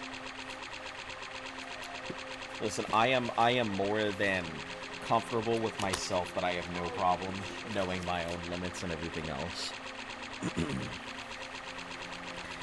When I had COVID, my tonsils felt like giant spiky rocks lodged in your throat, so painful just to swallow. It's not too bad, but I know my body pretty well. I spend a lot of time like learning the ins and outs of me. So like I can always tell when something's coming. I pay very close attention to what my body is doing. And I can feel when something is off, so I don't push myself too hard on certain things. I know how hard I can push my body, and I also... That's what they all say, Azo, that they know their limits. Listen, I do know my limits.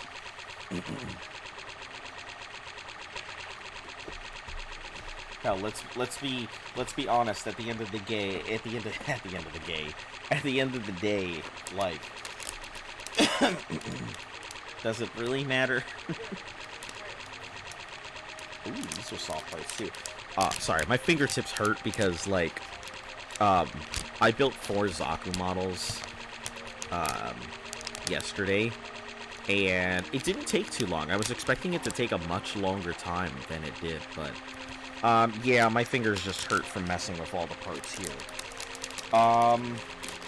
From what I am seeing, this new Char Zaku that I got, it seems like it's basically going to be the exact same model I just built with all the other Zakus and everything, except it's going to be red.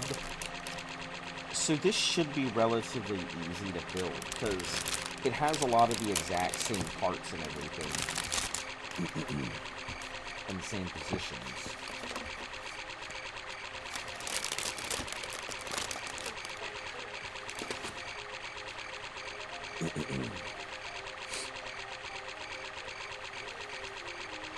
I meant in it, the throat hurts from exercise. Wait. Oh, I get you. Yeah, you know. Listen, I don't really have a gag reflex, so.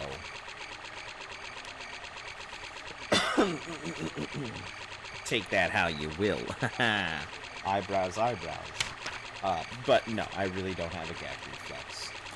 I mean, occasionally I might have an issue with a thing or two, but no, I don't have any problems with that. No, it's it's moreover because when I was young, I wanted to learn what would cause me to gag and everything. So I practiced by putting stuff in my throat, trying to figure out what would actually cause me to gag. You have some job options ahead of you. I can regurgitate on command, so that is the thing I am good at. I learned that I can actually put something into my stomach and pull it out, so that is a skill in my back pocket. Lord knows what the fuck I'm ever gonna use that for.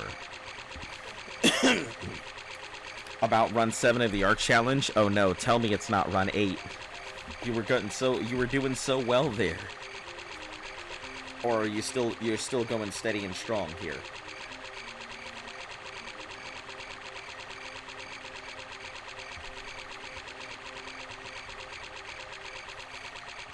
I mean, hell, a theory is a thing is a pretty terrible thing to lose, so I hope it's not run 8.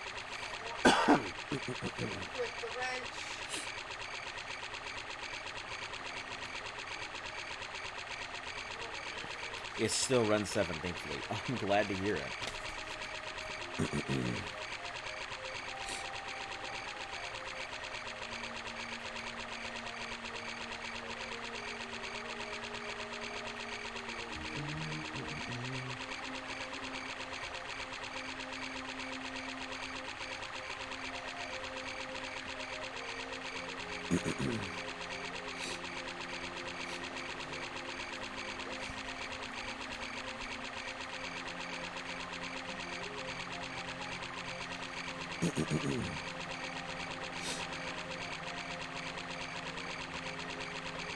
Now I have a Theory army and some cryopods. Oh, that's excellent. Yeah, I was wondering if you were going to go ahead and start breeding those things or not. I figured since you had the male and female, you could. You know, you may not have the ability to saddle them, but still having them alone is good enough. It'll keep you safe, it'll keep the base safe, and when you get a high enough level, you could easily just use them for whatever you need.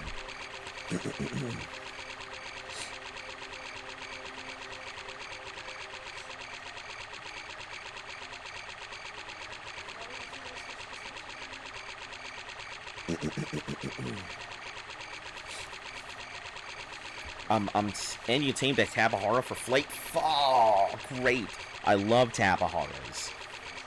I'm sure you guys know my eternal love for the Tabahara. I think the Dolphin is a way better option when you get to it, but, like, yeah, the Tabahara is my go-to flyer. PTs may be faster, Tropos may be faster. There may be faster options, but in terms of maneuverability, the 360-degree flight you just can't be beat.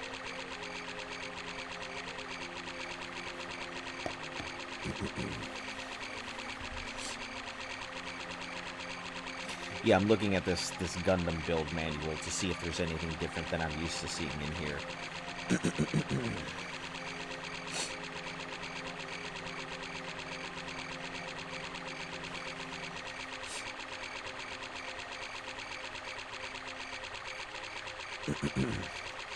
It looks like literally the exact same stuff I've already been building here with these regular Zakus.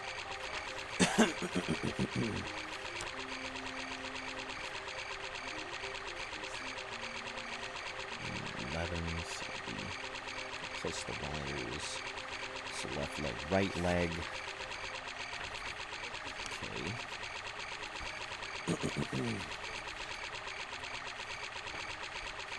Then skirt pieces, hard or soft skirt. I'd probably go with soft skirt pieces on this Zaku, just because it allows more flexibility. Oh, but if I go with hard, it allows the axe to go ahead and go in place. And having the axe is good. I have this fully imprinted light blue, dark blue, black, and yellow Theory. Her name is Blueberry. Light blue, dark blue, black, and yellow. That's pretty cool. Are you playing on official, or are you playing on single? I don't recall if I'd asked you this already.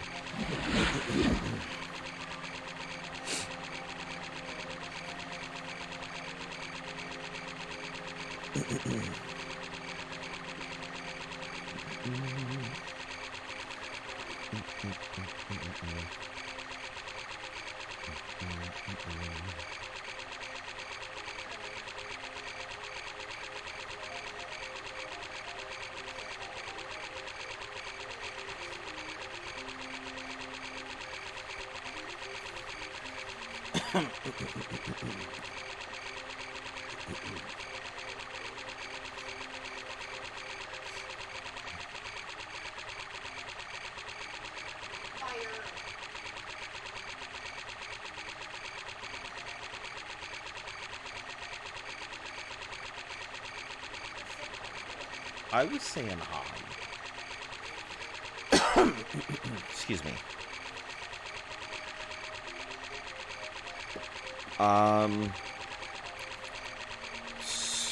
Solo, because I'm doing this solo, so I have to boost your rates everything a bit. Okay. And it is literally garbage, so it makes sense. Okay. Well, I am wishing you the best. I am hoping to hear a victory song at some day.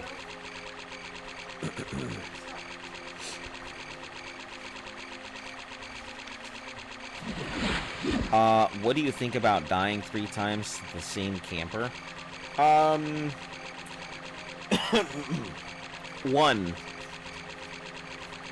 How did you die?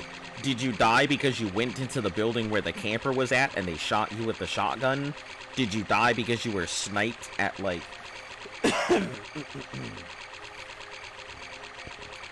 Did you die because you were sniped at a spawn location? Or did you die out in the world, and get shot from, like, a far-off location, just randomly from the same sniper? Because depending on the first instance, if you went into a building and you died to the camper, you knew the camper was there, you should have had a plan.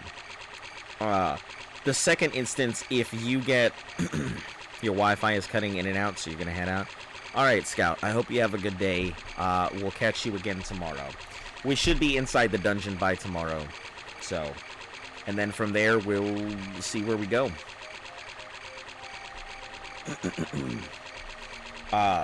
If you got sniped at like a spawning location, yeah, I think it's pretty cheap, and that's garbage. That's taking advantage of a game mechanic that you know exists, and you're exploiting it.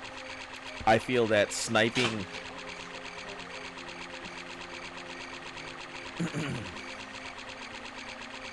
I feel that sniping spawn locations are, you know, bad. How far did you have to... Do you have to go? Currently I am passing right in the underbelly of Belfaria. So I need to get over to the dungeon in Castle Daggerfall. It's gonna take about 2 days to get there. I try and broadcast in roughly about 4-hour increments when possible. I am also sick, so I'm not trying to broadcast any more than 4 hours, because talking for 4 hours is already going to strain my voice, so I'll probably lose it here. Or at least not use it the rest of the day so I can actually have one tomorrow. But, yeah, not too far. Not too bad. I should be able to, my assumption is that if I'm here, I will be able to probably end out somewhere right around here today. And then it'll be tomorrow, an hour and a half will set me here. Another hour and a half should take me into the location, which will leave me an hour to go through the dungeon or so. Shouldn't be too bad. You need health potions, young lad? Listen. The only health potions I can really take is get well, feel swell, hopefully you don't die. There's nothing that it's just gonna have to work its way through my system. My immune system is usually pretty strong, so if I actually get sick with something, it's gonna sit there for a bit. And Luft also is sick, so you know, I got it from her bus. I was having this debate. Say someone is in a building with like an LMG. And if you die once, fair enough, not your fault. You didn't know he was there. Are you playing through all the Elder Scrolls games with no fast travel? Yes, I am, Angel Butcher. The complete series, except for Arena. Arena was the only game that I know that I can't fast travel, or that I have to fast travel in. There's no way to go ahead and complete the game without it, despite the fact that they say you can. Because trust me, if I could actually fast travel from, or if I could travel from one place to another in Arena, you better bet your ass I would still be running towards Skyrim right now. But yeah, I'll be playing through the whole thing. The exceptions to the no fast travel rule are if I am forced. That will be impossible with ESO. No, I'll actually pay for the subscription for ESO and run through the continents completely. So, no, it's not going to be impossible. I've already thought ESO through. And when Elder Scrolls 6, I'll do the same thing. Blind run, no fast travel.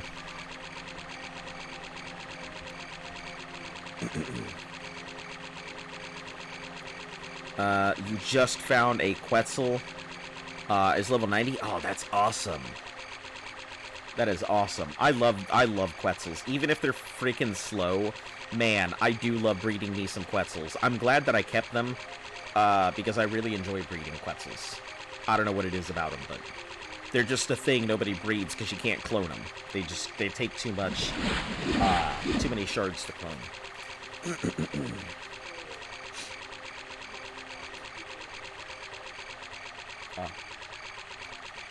Alright, let me get back to you, Biscuit Buzzer.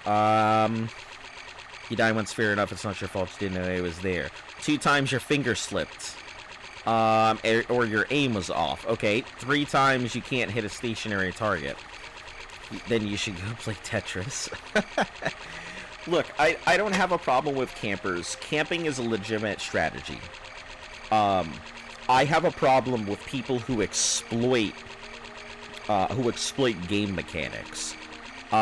As somebody who has exploited a game mechanic in Battlefield, using the shotgun with slug rifles and attaching a scope on it, and having sniper battles with people with legitimate sniper rifles with my shotgun, that is an exploitation of a game mechanic. Somebody sitting in a corner waiting for somebody to pass through a hallway, pass through a door, and then shotgunning their legs out from under them. Legitimate mechanic. Somebody sitting in a bush with their sniper rifle taking out people from a long distance. Legitimate mechanic. Somebody taking out noobs who are literally just spawning at the location. Exploitation of game mechanic. Somebody who is sitting above the ceiling somehow in a place that you can't get to without like a large deviation from normal gameplay. In a corner just shotgunning people who come through. That's an exploitation.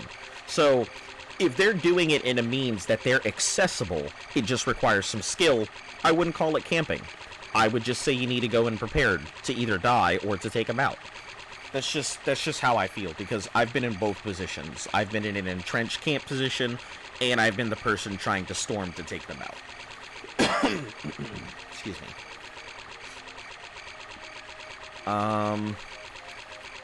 I thought in ESO you simply couldn't cross country borders. You can, actually.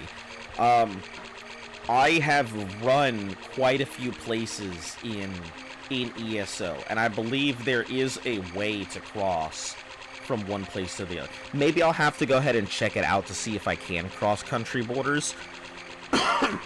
But I guess that goes back to the caveat. I have always said in no fast travel challenges, if a game requires me to fast travel, if there is no other way to accomplish the goal that I need to go or get to the location that I need to go to, aside from fast traveling, then it is considered a game mechanic and not a fast travel thing. Because at that point, I have to fast travel. There's no other way around it. So I would consider that part of the game mechanics. But fast traveling for the sake of convenience is very different than fast traveling for the sake of necessity.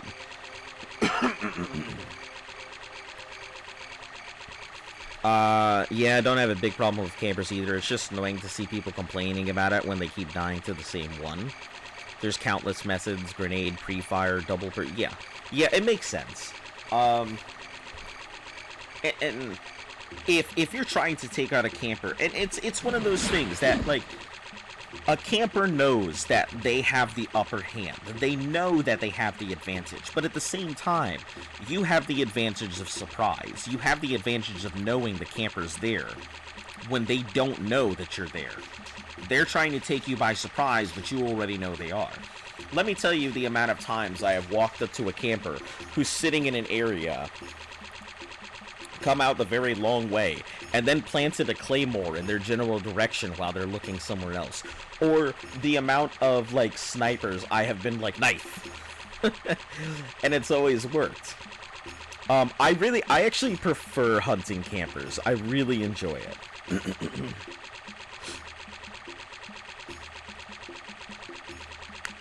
You found a level 10 Titanosaur? I didn't even know Titanosaurs came in level 10. I thought they only came in like level 5. I mean, you're playing in singles, so excuse me. It might be a little bit different, but I only thought they came in level 5. Never seen a higher one. Excuse me. All right, I'm gonna mute so I can like cough up a lung.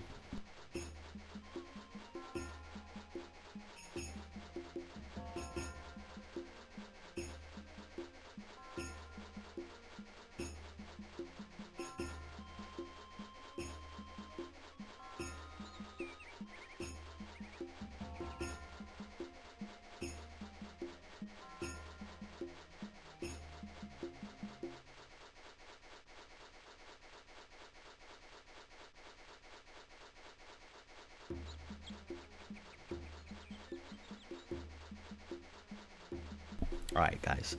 My lung is still intact, but my throat, she is hurting. But yeah, that's always been how I've played the games with no fast travel. This is not my first fast travel run of any game by far. I prefer not to use the fast travel function in most games, even if it is available. I just run everywhere. I think it gives me a lot more playtime. I get to really see the game for what it is. There's a lot of interesting stuff that you find when you're not fast traveling, so I just don't. And that's always been one of my big rules. If fast travel is a requirement to do something, it is a game mechanic. If fast travel is done for convenience, then I don't use it. You know, just like, oh, your village is under attack. Well, shit, that village is SOL if I'm not within range. Excuse me. So, did you end up taming your Titanosaur, or did you just fight it off?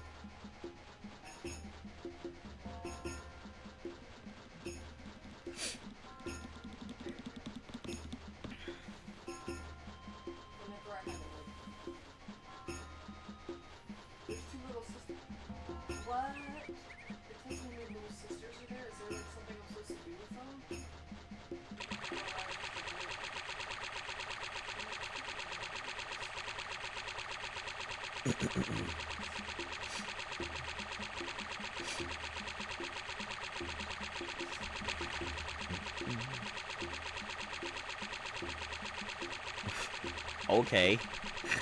Nothing, just... Windows acting like you've never deleted a file before. In my opinion, no fast travel is fun and nice for a while, but then it becomes boring and a chore. Yeah, in some games I found it becomes a chore. In Daggerfall in particular, it's kind of a chore, not because of how difficult it is to do a no fast travel. Yes, it's not really hard. Just point in a direction, set yourself to run and go. But the difficulty of doing a no fast travel run in Daggerfall is just the sheer nothingness between point A and point B. The only way to go ahead and proc an encounter being rest somewhere so that way you can hopefully encounter something. So, if I was to ever do something like this again, like a continuous one-sitting playthrough, no fast travel run of Daggerfall, in all of its insanity, I would probably install random encounters as a mod, and just let everybody know and be like, hey, look, this is the thing what I'm doing.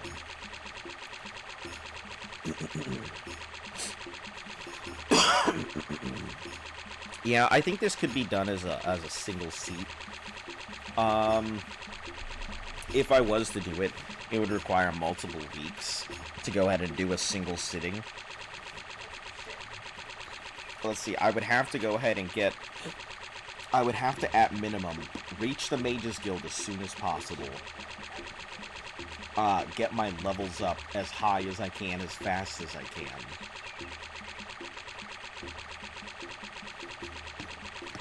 Make sure to have an open spell. Get to level 6 in the Mages Guild as quickly as possible. You'll find them.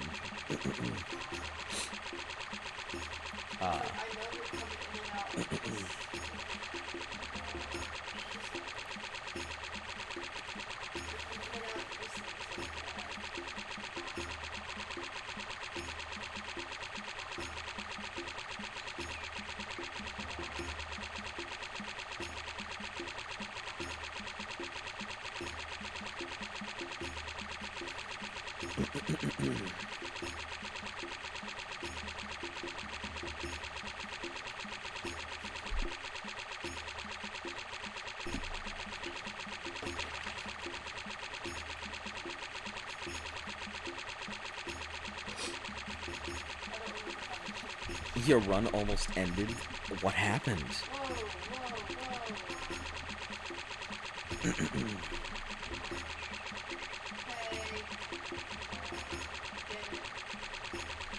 Hey, Cosmic Emperor, welcome back. How you doing?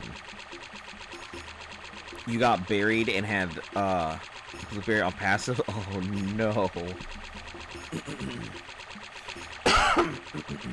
That's terrible. That's funny. You named your fairy Blueberry? I'm pretty sure we had a Blueberry, but I think it was a Moss Chops. Oh, it was a pterodon, excuse me.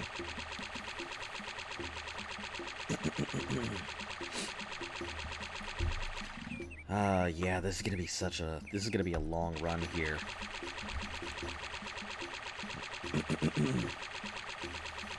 I'm glad that you were safe, though. That would have been a terrible way to lose it.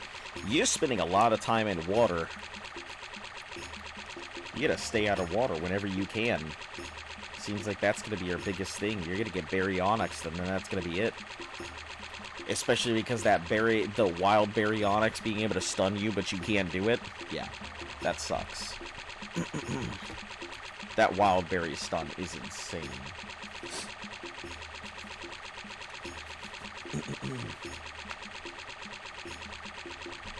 Especially for how long it lasts, too. Like, you would think you would be done and over. It'd give you the tail swipe, and then it would move along, but, like, nope.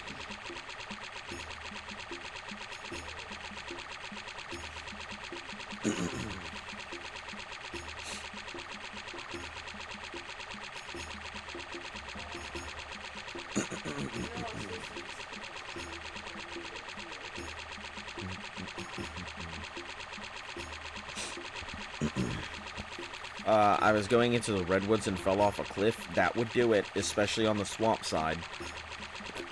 Yeah, I could definitely see a baryonyx taking advantage of that time, being like, hey, Happy Meal from the sky. Ugh. Guys, I feel fucking terrible. This is not my happy time. Oh, Jesus! Luft is clearly struggling.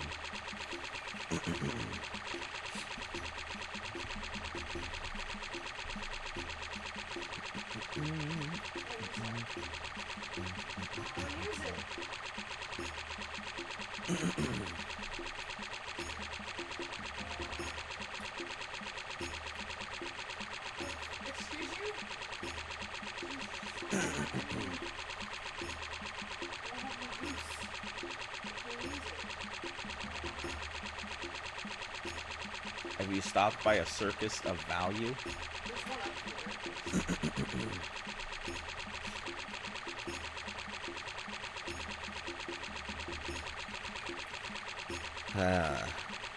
Just got a weird but potentially viral video idea. Alright. I would keep it to yourself then if that's the case. Whenever the queen is ill, I'll set up a bot to refresh her wiki. Oh no.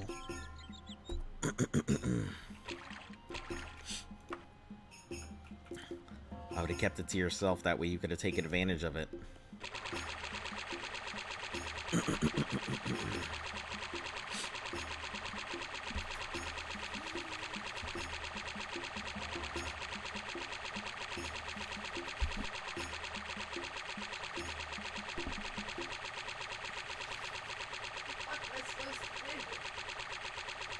Because now anybody in the chat can set up a bot to refresh that wiki.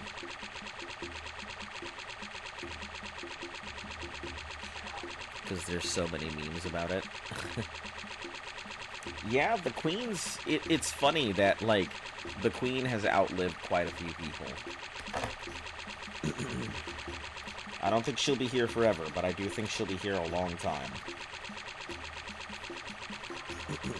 What I think is really interesting is that so many Americans pay attention to what's happening with the queen and her ilk. Even though, like, it doesn't really affect us that much. I mean, it does, to a degree, but yeah, I just think it's interesting. A lot of people surely already have the idea. Oh, I'm sure a lot of people probably do have the idea. But still, a level 145 Phyla Ooh. You had better stay away from that unless you are ready to tame it right now. That will tear you apart.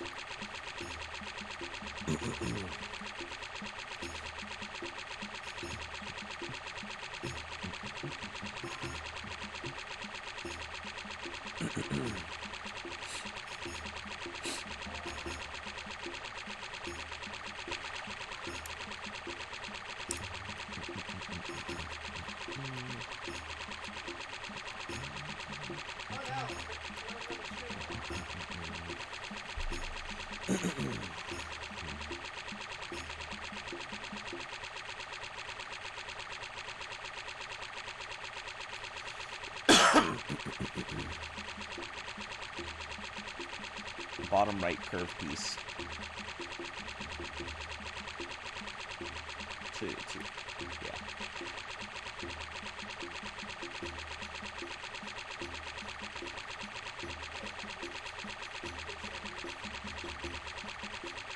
No, bottom right, second on the right.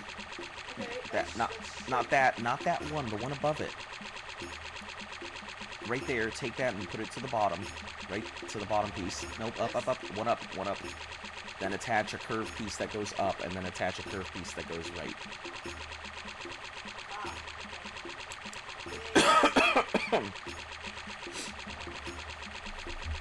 Kirby versus Warhammer 40K? Good question. I actually do think Warhammer 40K wins in that. Kirby may be a god of destruction and capable of absorbing a lot of stuff. But I think sheer speed and power in that instance will win. Especially if it was a one-on-one opponent, maybe Kirby would win. But versus multiple opponents, Kirby may only need to go ahead and swallow one to get some of the powers of a Space Marine. But, like, excuse me. That's basically asking a Space Marine versus Space Marine. Unless Kirby were to get a hold of a Primarch, I doubt there is any way Kirby would survive Warhammer. Warhammer's a very hard... it's a very hard universe for, I think, anybody to really survive in.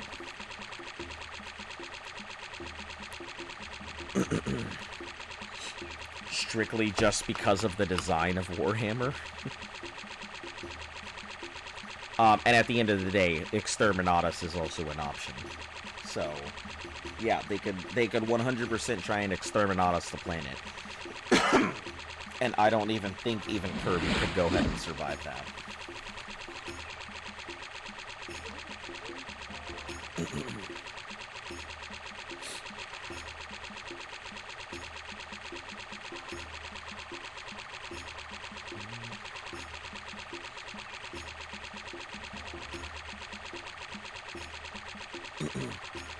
Or the entire Kirby universe. I mean, at the end of the day, it still comes down to, like, Kirby wouldn't, even if there were multiple Kirbys, or multiple, I think there's only one, like, Kirby as is, as we know of, but even if you were to introduce multiple Kirbys, still doesn't change the outcome. Warhammer 40K wins in, like, 9/10 of the thing it gets thrown into. It's such a brutal universe, and there's so many in terms of numbers that there's no real stopping it.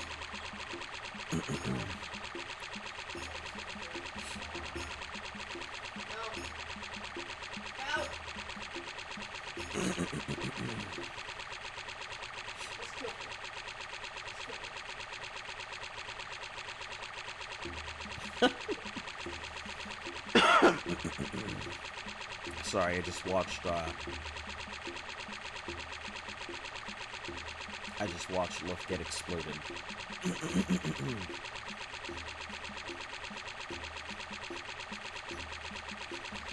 What faction would Kirby join in? Well, I don't think that Kirby would be allowed into any type of Imperial faction. Chaos might be a big possibility. And if Chaos, then I think either Khorne or Slaanesh. Let's see. I think the Eldar would be interested in Kirby, so maybe they might go ahead and allow Kirby into the Eldar. The Tau would probably be interested in Kirby, but Kirby would not be interested in the Tau.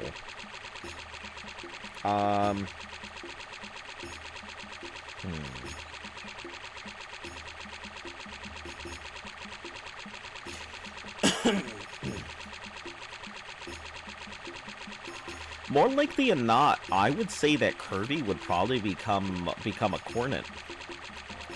Kirby would probably become a Khorne Berserker if you had to stick it in any of the factions. I can see a lot of factions interested in Kirby, but either not allowing Kirby to be part of it, or just not being Kirby's interest. The Tau would probably be most suited for Kirby, but Kirby would not like them because it's for the greater good kind of stuff, and also rationed things. I don't know. Maybe they would be willing to go ahead and give Kirby more resources to ensure that it would do what it needs to do, but I think Kirby would be a Khornet.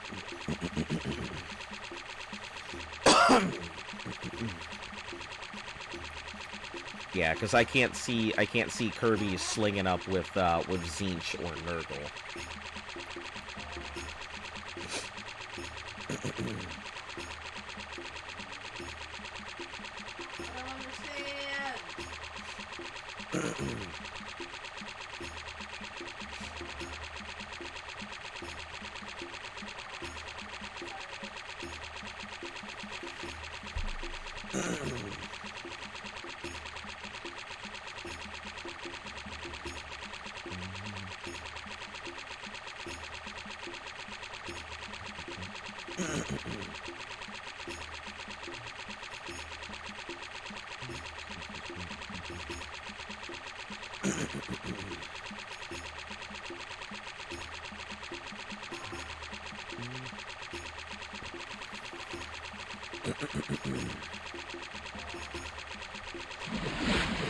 What about you? Where do you think Kirby would end up?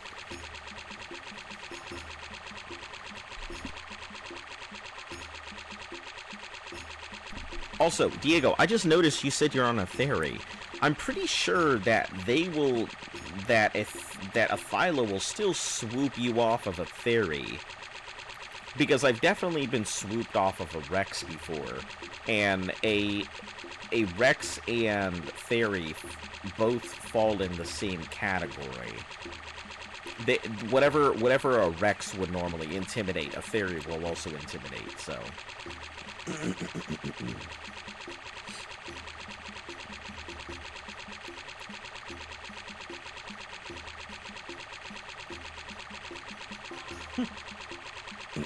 I'm just picturing Kirby being part of IG. He already landed. Ah. Okay, that might explain it. Yeah, because I've definitely been swooped.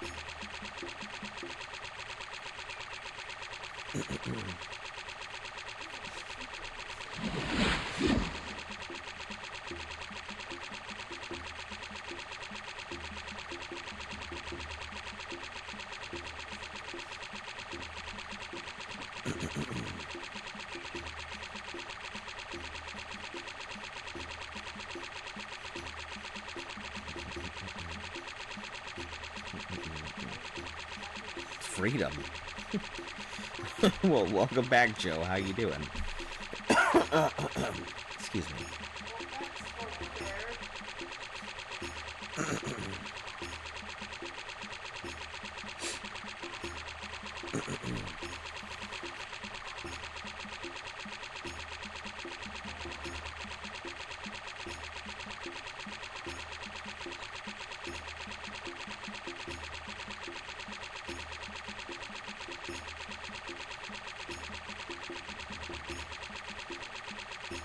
Oh, because I didn't open them up, stupid.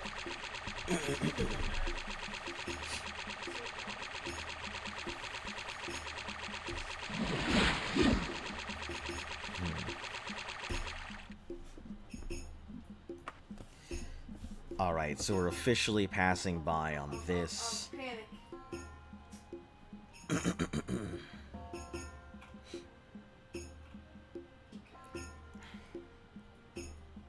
So, from here, go a little, you know what, we'll correct out to full west now. Straight west. Okay, there we go.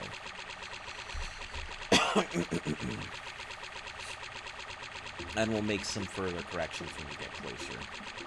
You can hack the thing.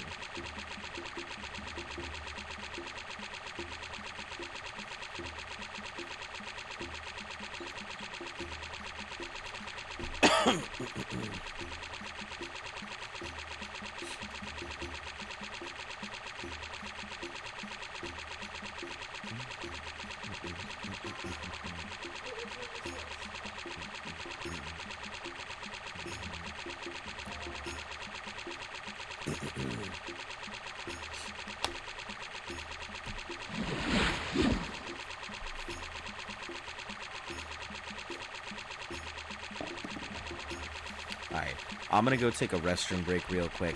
I will be back momentarily. I'll leave you with this beautiful sunset here. So I'll see you all in just a few moments. Actually, you know what? Yeah, I'll just leave you with this beautiful sunset. Yeah, the beautiful sunset, I'll be right back. I keep forgetting I have these transition things. I don't have to leave you guys on stuff. Alright, I'll be back shortly.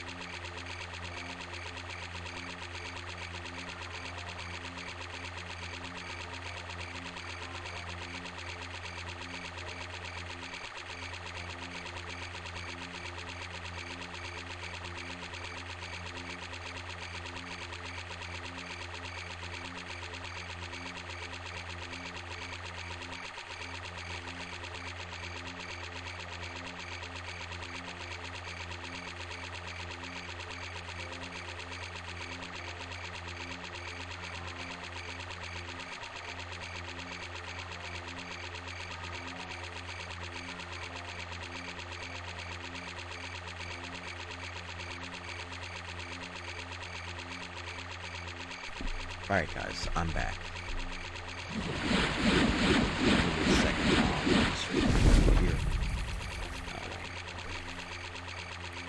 Here. Alright. Let's see how far we've come. Still passing through the island here.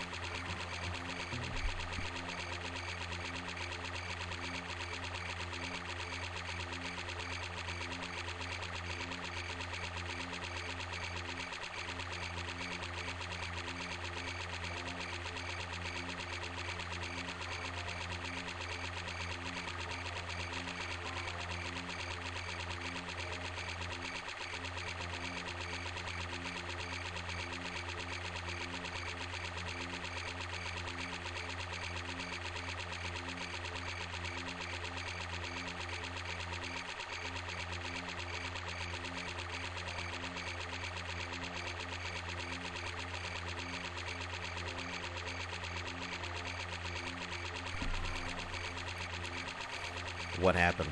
Did you get yourself a Thyla? Or are you about to tell me run 8?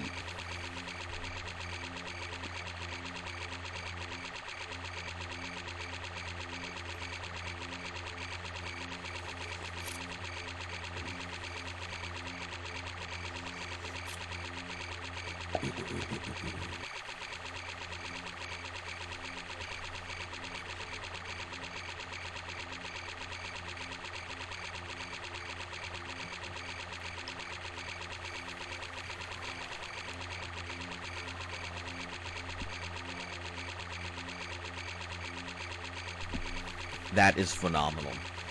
Yeah, 145 Thyla, that is nothing to turn your nose up at.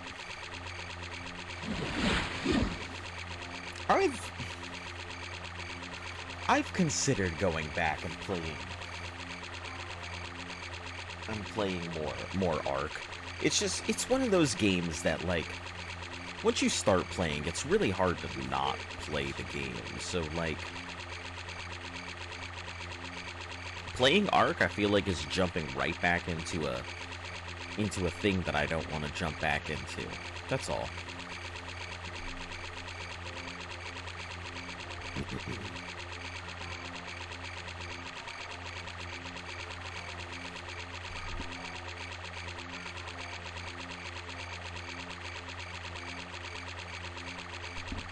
Yeah, I can imagine. Don't they have a high torpor burn rate too? So you're gonna have to be constantly narking the thing to keep it down.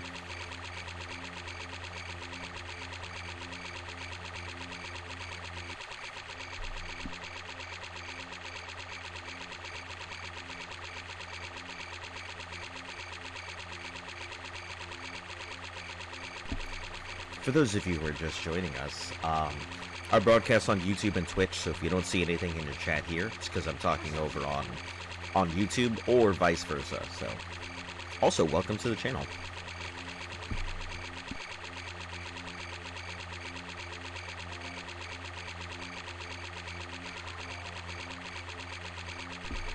I always think it's one of those things that, like, I feel like everybody should carry a mortar and pestle around when they're taming stuff, just so that way they can go out and get the berries and make some narcotics right then and there.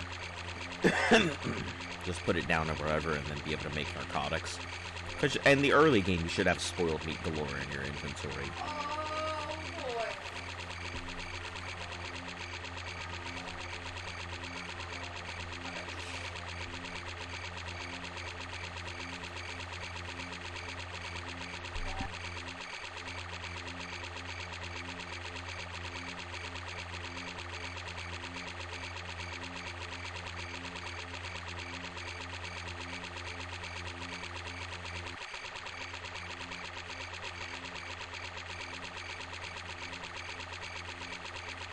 You're using prime meat. I'm assuming you got the prime meat from, like, the swamp donkeys and stuff, right?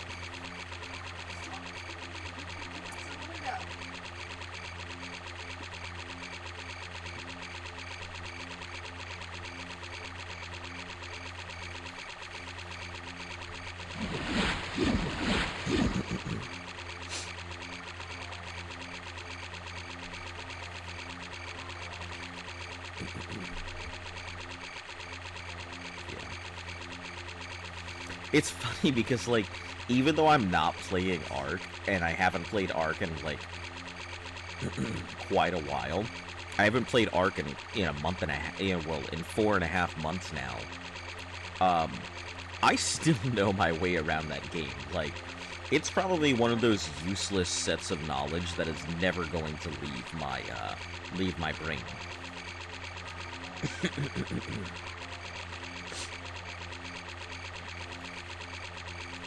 I mean, I guess I wouldn't say it's useless. If people could pick my brain for stuff that they need, I suppose it works.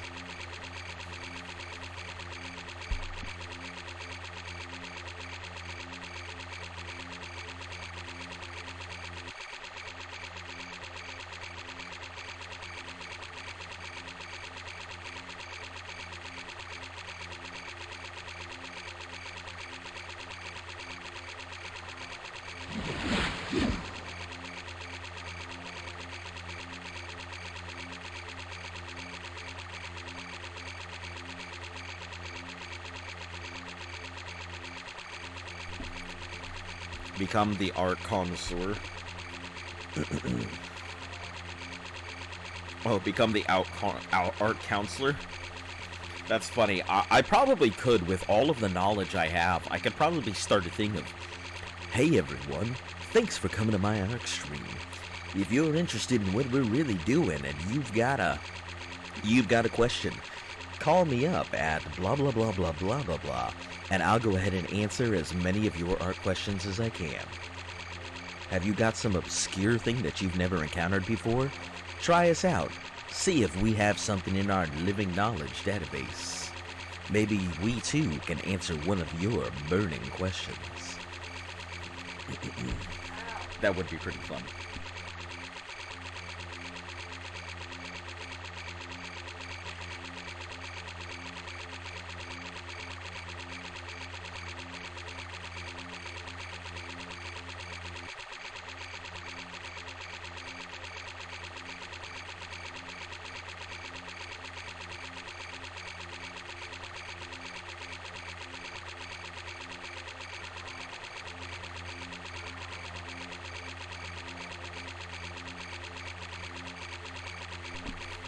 Plus, I mean, I've encountered a ton of really weird situations in Ark.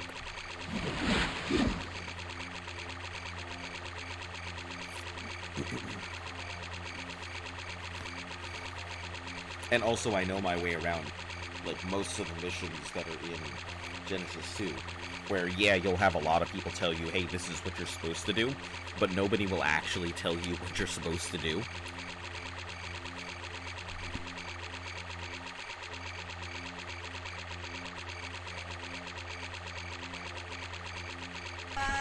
Like, take for instance the... Jesus.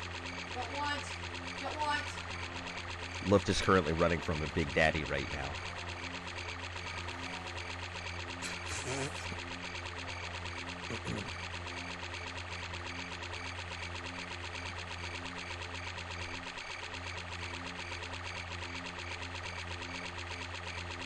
It's her first time playing through the original BioShock.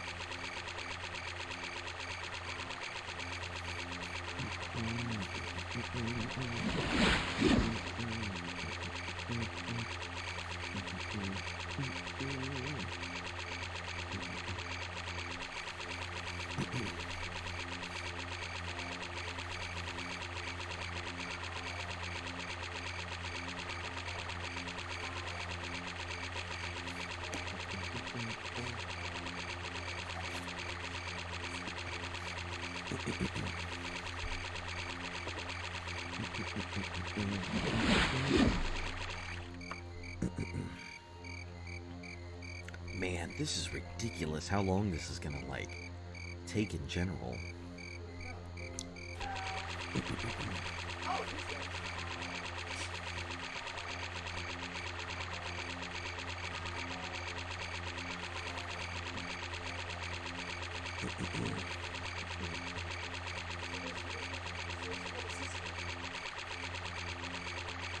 whatever it was.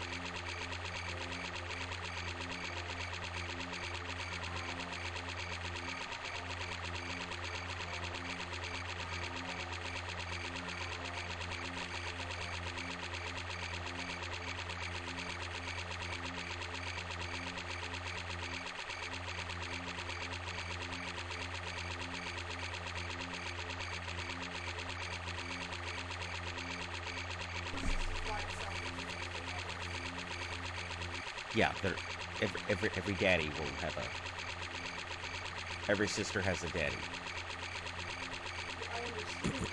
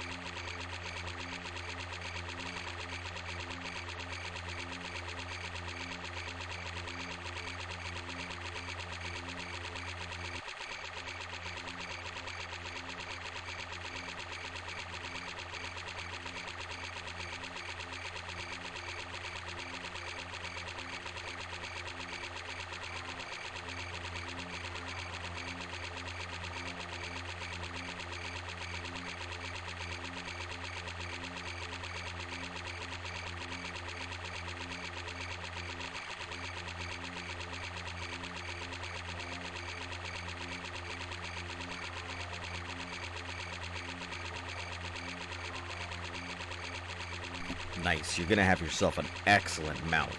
You should be able to use that Thyla for pretty much everything. Outside of like a few caves, I think that Thyla will just be perfect for all kinds of caving that you need to do.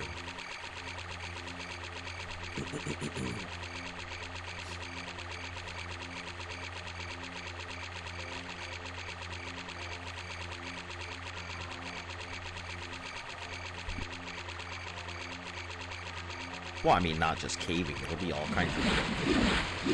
Especially because I think a Thyla saddle is a lot lower than a... He's a lot lower than a Fairy saddle. Let me check.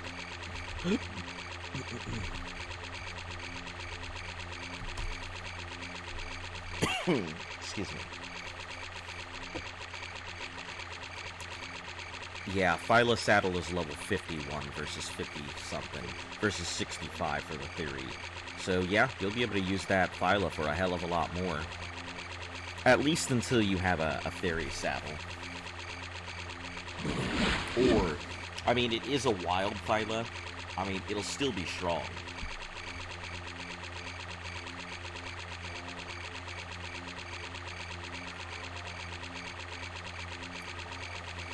But, you know, imprint bonuses make the difference.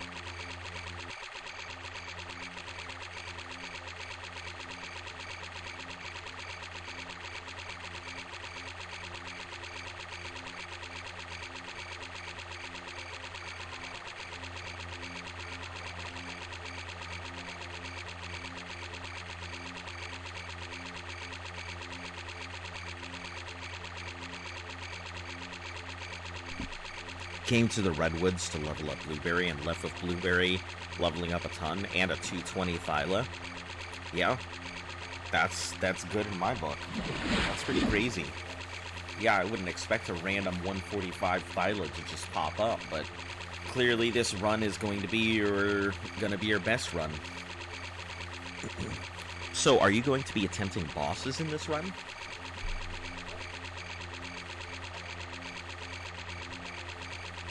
Or are you just going to be survival for X amount of days?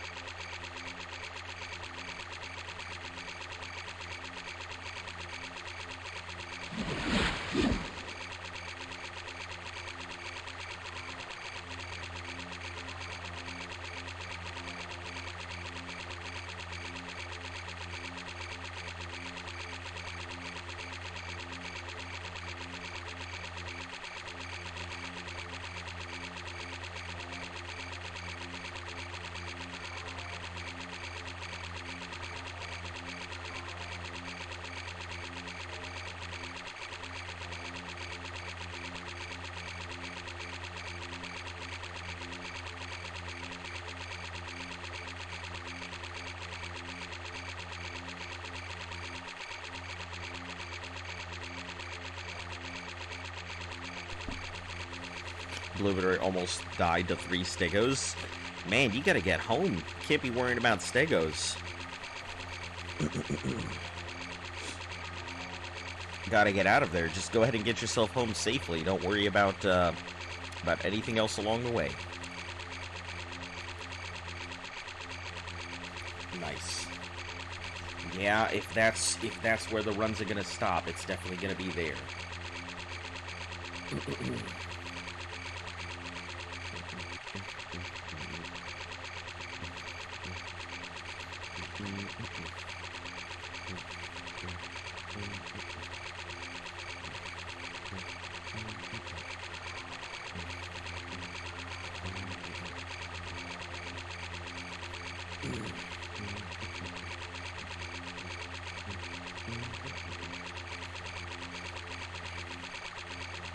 You know, I'll tell you guys something now. When Gundam Evolution pops out, you guys are gonna be seeing a fuck ton of. I don't know if you'll see it here, but if you're interested in that kind of stuff, you're gonna see a lot of it on Twitch. I really enjoyed Overwatch, and the fact that there is now a Gundam-style Overwatch is gonna be pretty nice, especially since I'll have a team to work with, so we can slowly get better at teamwork and all of that.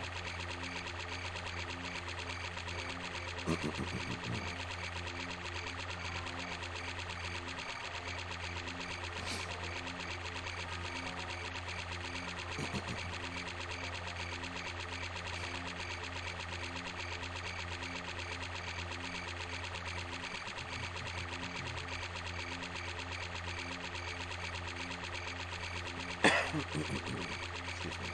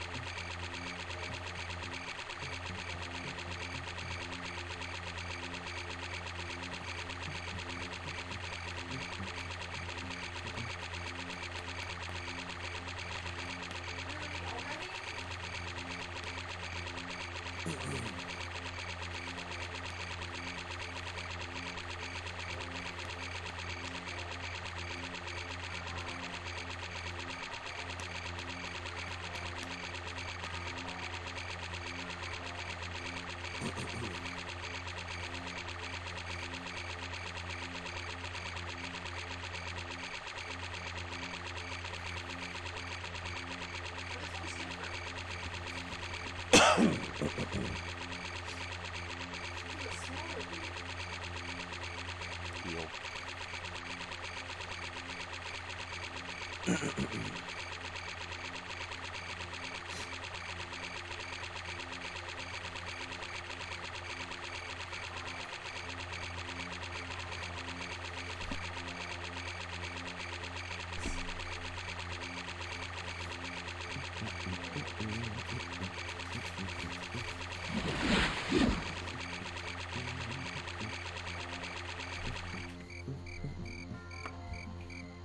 We're going to be hitting deep ocean here soon. Or deep water, because it's not an ocean, it's a bay.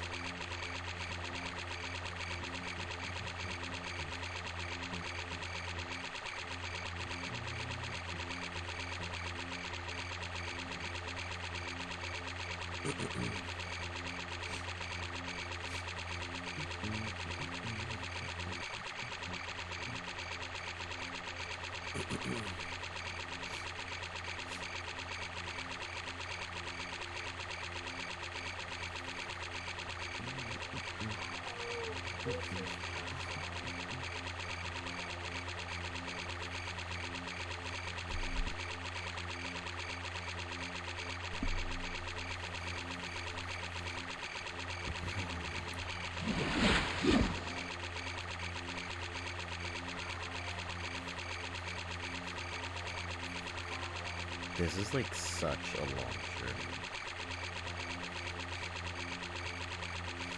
There are streams sometimes I like and sometimes streams that I don't. And this is the ones that I don't, where I just have to endlessly run to a particular location rather than do anything.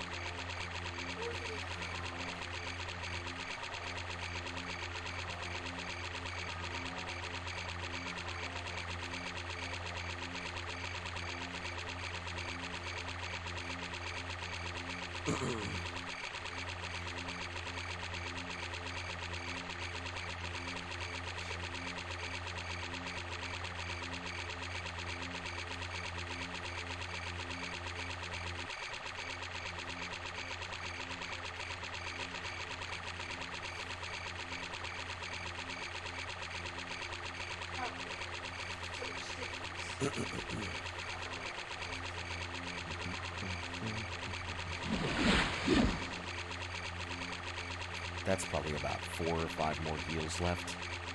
And then I'll have to just coast. And we'll rest on the ocean again.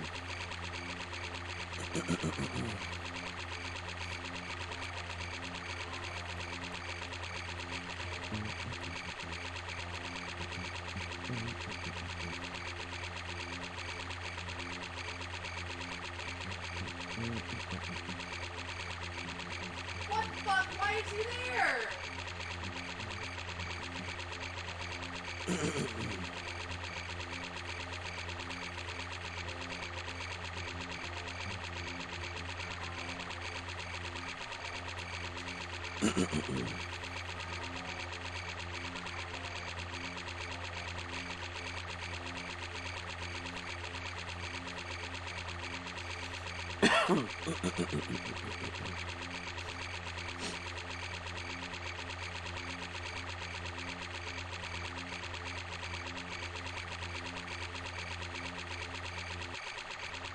Walk into the water.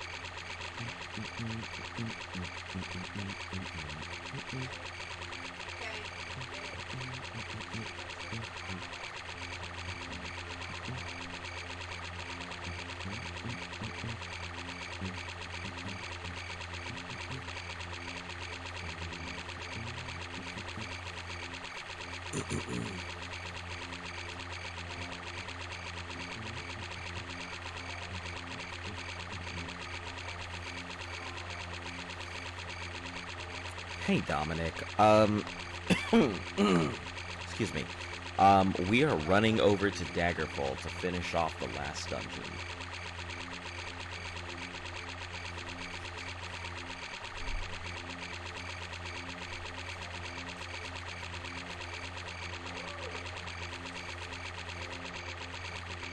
Yep. So, I am on my way. I think I'm just... yeah, already passed out through Belfaria here. So we're at that, like, last island set here. So right about here. And I gotta head to Daggerfall to finish off that dungeon. But that's it. We're on the last 2 missions of the game. Grab the totem, turn the totem in. Then, I guess, finish off that last, like, dungeon. Wherever that is. I haven't looked up anything for that last dungeon, so I don't know a damn thing about it.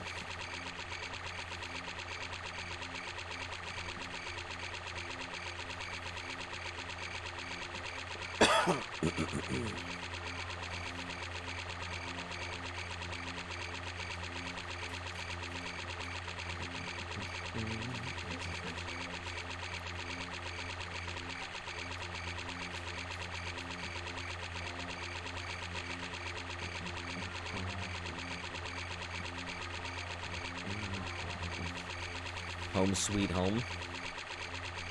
Oh, I'm glad that you made it back. Esteban, hey, how are you doing? Where are we at? So, oh. Oh, I'm sick for one. But, so I am just finishing, I think I'm just past Isles of Belfaria, so I'm somewhere right out here in the ocean. Show you. But yeah, I'm somewhere right out there in the ocean. And I am heading out towards Daggerfall, because I have to go knock out this dungeon in the actual thing, so... that's where I'm headed.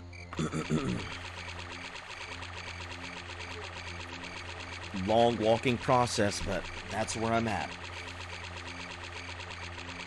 How's everybody doing today? Everybody doing alright? Hopefully you guys are feeling much better than I am.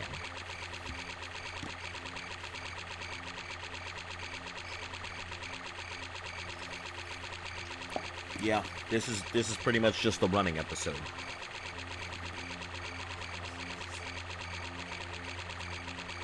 But I will say, at the pace and everything that's getting done, I think we could be done with Daggerfall by Friday. We might have actually had it done by like Tuesday or Wednesday, but how are you dealing with it? I mean, I'm okay. My tonsils are not having it today. I'm probably gonna lose my voice at some point, so that'll be fun. I feel like I'm coughing all the time. I have a headache, but not much else. I mean, I'm functional, as I would say. I wouldn't say I'm doing the greatest, but I sure am functional.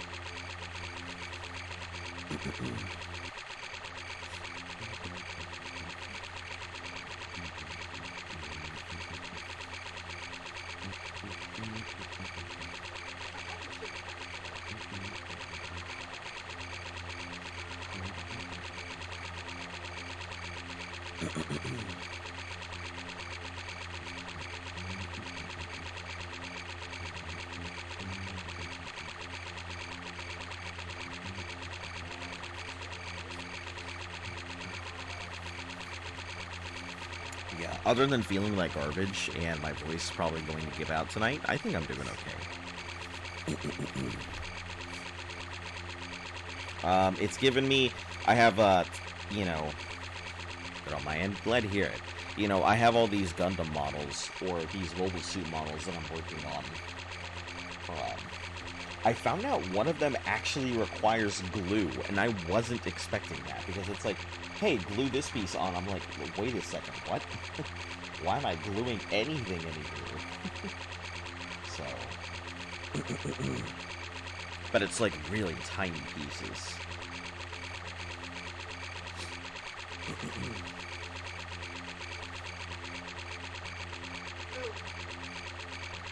So I don't know if I'm actually going to glue those pieces on, or if I'll just let it be and go do other mobile suits and then come back to it later.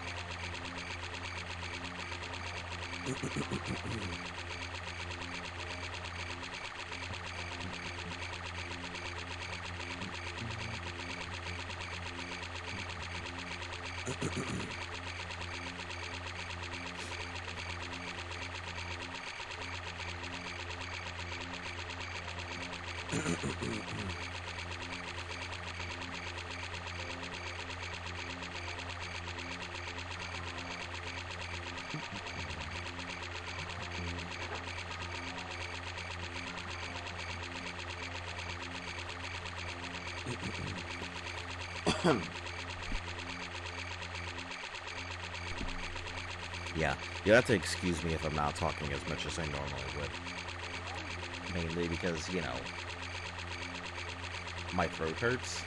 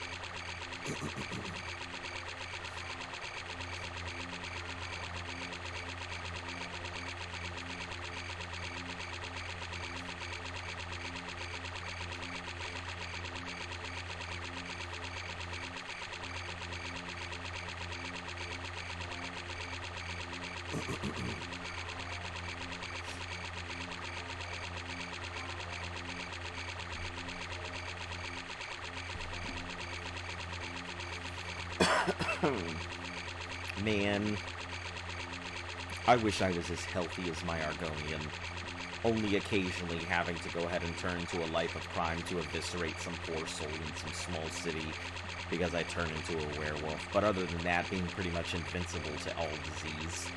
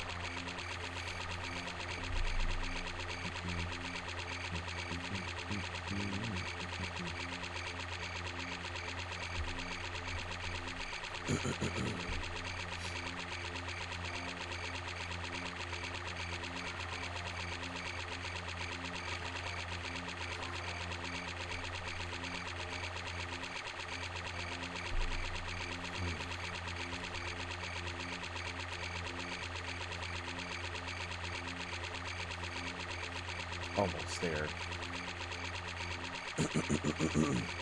You know, we can go ahead and rest right here. I mean, it's not going to affect anything, except for that. When it says there are enemies nearby, when literally I'm just...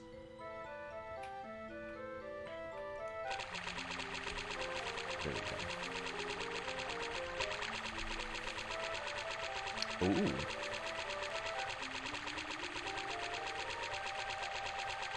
I like this music. I don't remember hearing it before. I wonder if this is some of the like, winter music that Propane was mentioning.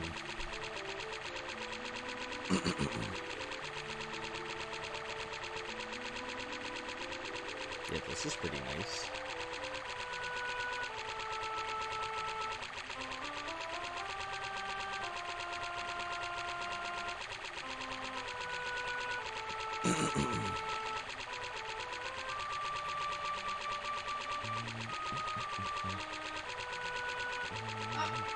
He didn't do nothing!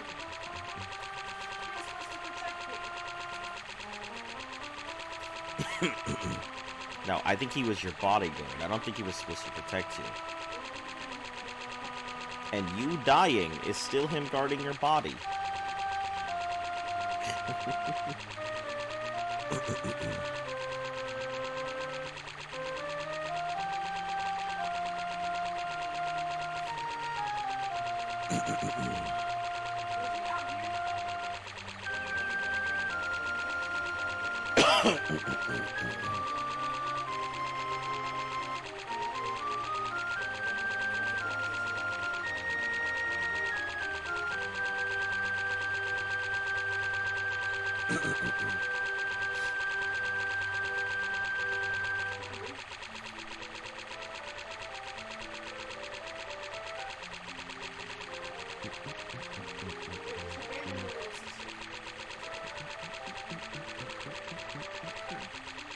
Why are there two of you?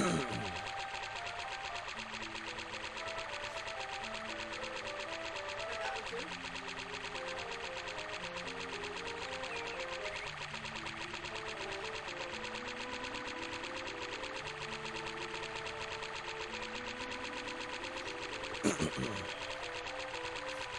You better take advantage of it. Have them fight each other.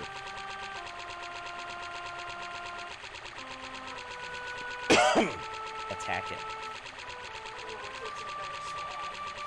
Well, I mean, your thing is not going to last forever, so... Then you're going to have to do it with two daddies at once. Yep.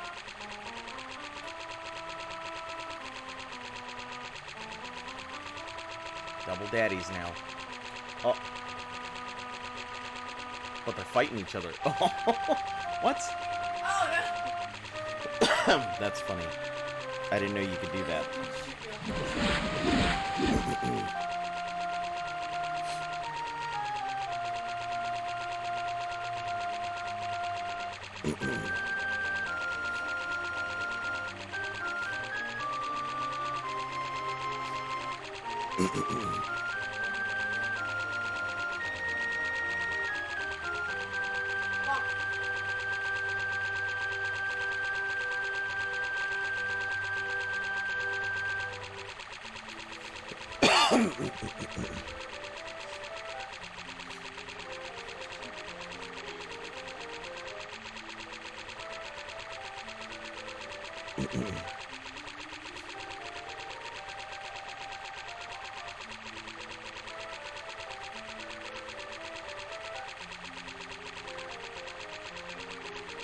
We're still fighting each other. Yeah, because one's still green.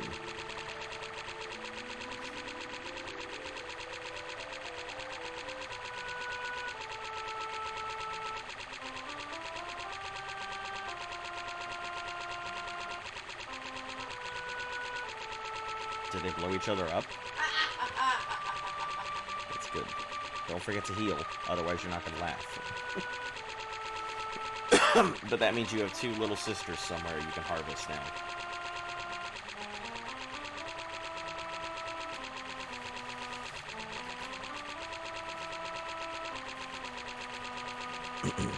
Well, it's a deep subject, Biscuit.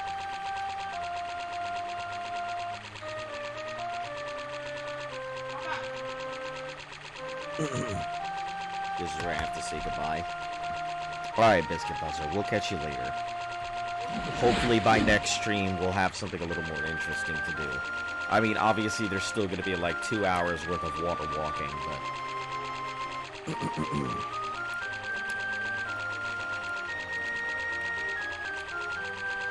All right.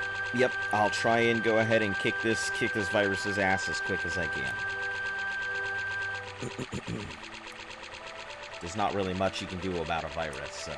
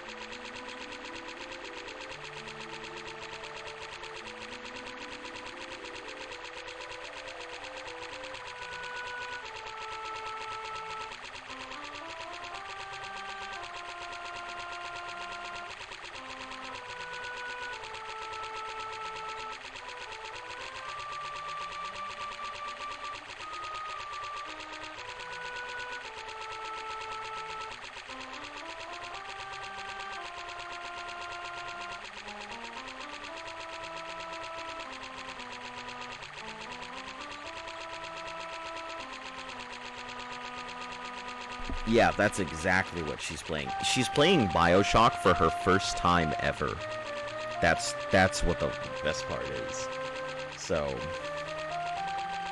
yeah, she's never played BioShock before.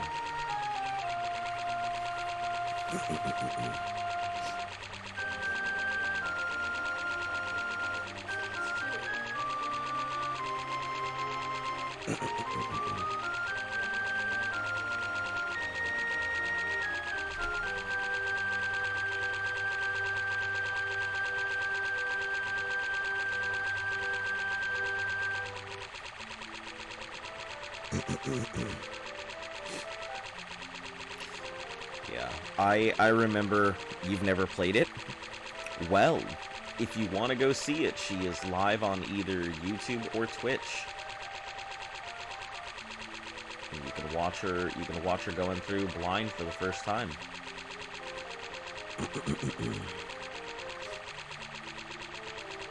I did play it when it came out. I remember getting it and then blazing through it in one night. It's funny because it wasn't even mine. It was my stepbrother's at the time. And, like, he had the Xbox and all of that, and I got all those kind of things. It was funny because he got the game, and, like, I got, like, a book or something. And I was like, oh, okay. So, what's her YouTube? Here, let me post it for you.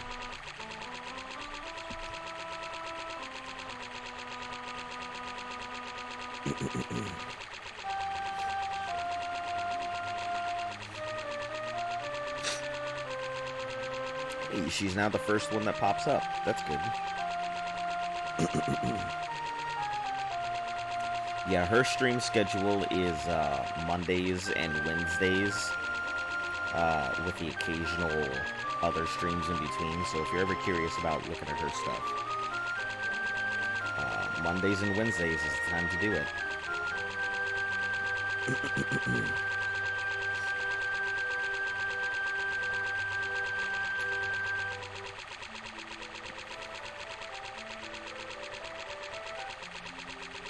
Oh, damn it.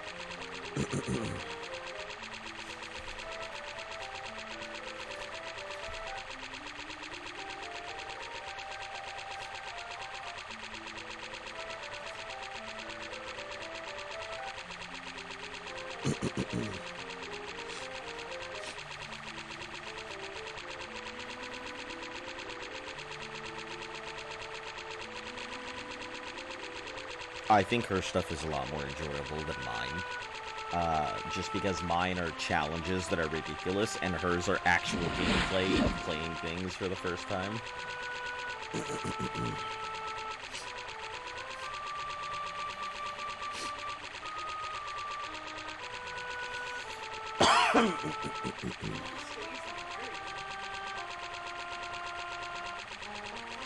Also, I keep apologizing for coughing in your guys' ear because I don't mute my stuff, so...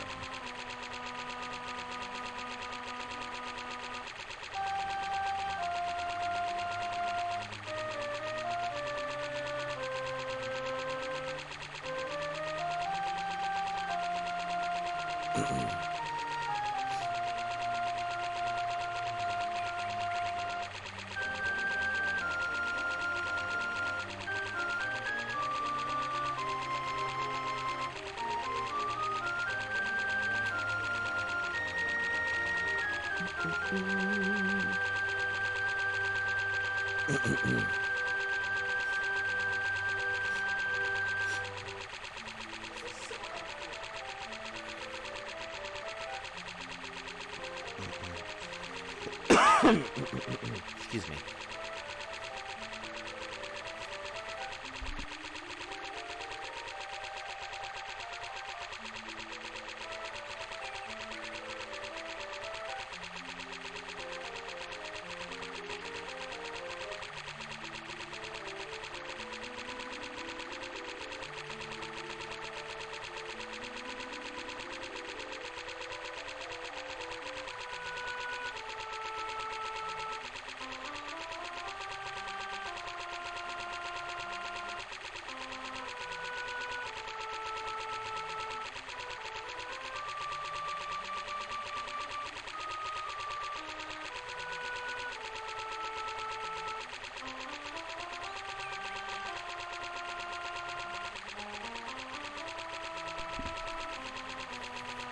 Show.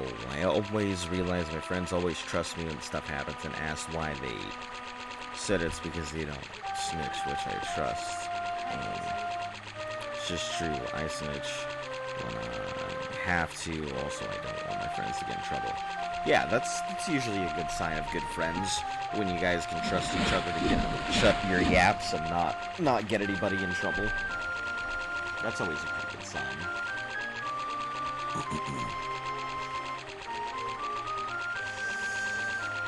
Oh.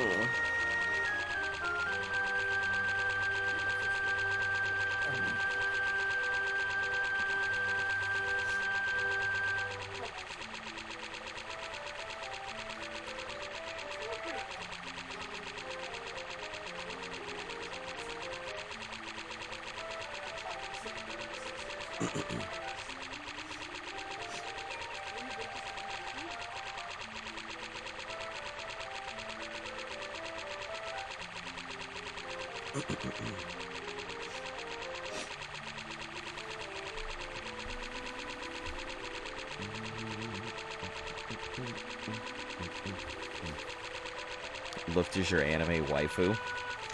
We literally had this exact conversation the other day about whether Luft was my anime waifu. And I'm like, no, Luft is not my anime waifu. And she's like, yes, yes she is. It's her picture. I'm like, I don't have an anime waifu. I've got the real one. And she's like, dog. But,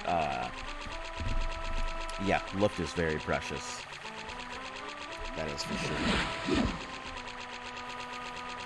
I adore her in a way that I could not possibly express.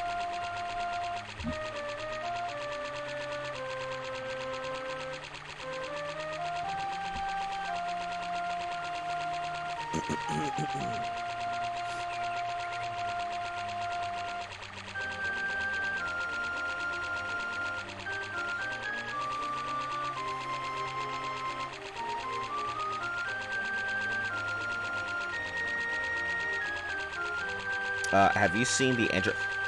Fuck yeah, I've seen the Andrew Sarkis. Heck yeah. Listen, I'm very excited to do the whole Andrew Sarkis thing. I have been excited about the War Boar since I first saw it mentioned. It's funny because I think the War Boar is good, but I don't think the Fenrir is good. I'm sure the Fenrir is fine. I'm not talking about from, like, a use perspective. I'm talking about the War Boar doesn't... It creates a new niche. Whereas the Fenrir, all it does is upgrade the wolf. So what the heck is the point of getting wolves if you can just grab yourself a Fenrir? It fills the slot of probably medium carnivores like Phyla. So it becomes a choice of, do you get Phyla or do you get Fenrir? But what does it matter? Like, because there's no point in getting a wolf once Fenrir comes out, when you can have, you know, magical spine wolf. That's all. I think Fenrir is bad design because it does nothing but take away from a tame that's already in the game. Whereas the Andrew Sarkis creates a new tame in the game that fills a niche.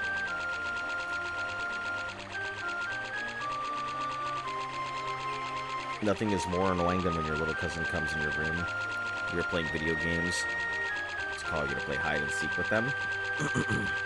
Yeah, and see, that's what I don't like. I mean, there's no point in ever picking up another direwolf again. Once the Fenrir comes out, it immediately makes the direwolf obsolete. The only reason I can see you using a direwolf is if you want that pack bonus. And even then, they're just better dinos to go with for a pack bonus.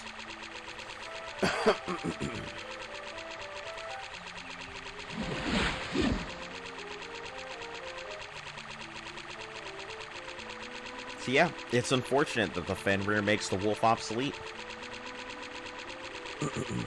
That's why I don't really like it that much. I'm sure it's a good tame. It's just the fact that it completely destroys a tame. It's unfortunate. Whereas, like, the Asmodeus, it becomes more of a competition of, do I want giant bat? Do I want fast movement? Like, it actually creates a heavy flyer unit, rather than just the Quetzal, which could be a heavy flyer unit, but requires a lot of work. Because you could build on top of it. Let's create a mobile, a flying fortress.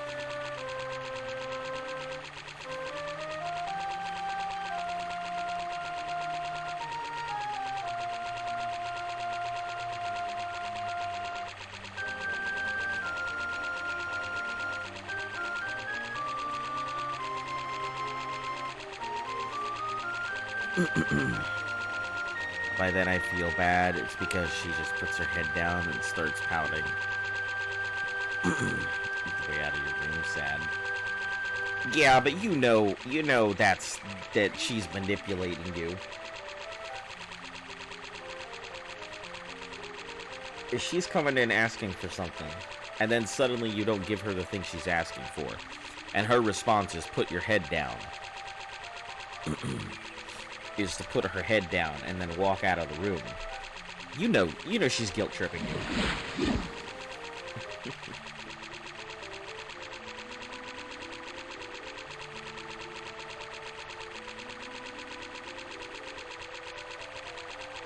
Maybe unintentionally, but...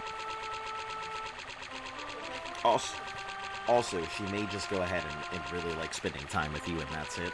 And that's why.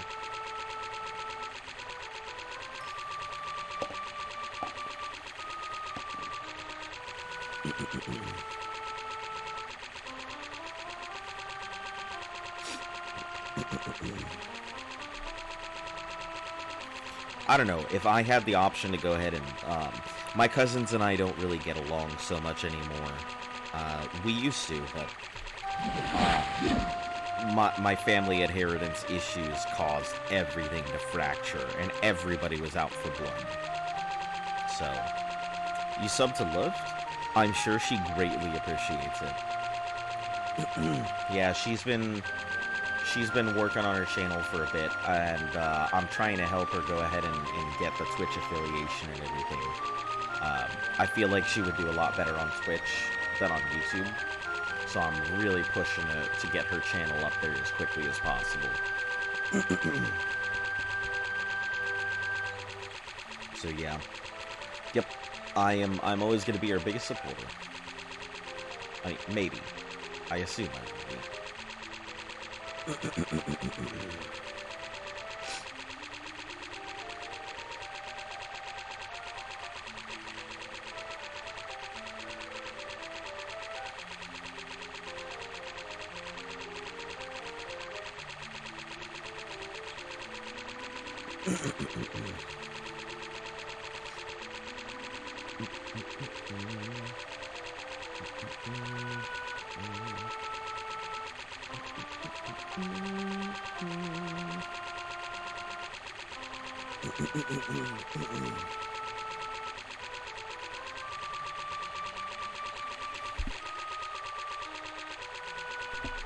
Yeah. The only reason I don't think I'll go affiliate is because that means I would have to. You guys would no longer see live streams here on YouTube. And you would then only see them on, you would only see me post live videos on, or post videos on YouTube. You wouldn't see me actually go live anymore. And I'm trying to keep loyal to the people who brought me up top. Just helping out husband and wife. As for Twitch, I don't have one. That's okay. No, you're good. You're good. Any help is appreciated. I'll never go ahead and tell people they have to do something. You know, if they are willing to, that's always the best part. Just like if any of you guys ever wanted to go ahead and get started streaming or doing something else like that, all you gotta do is tell me you're streaming and I will show up. That's all you need to do. Just let me know.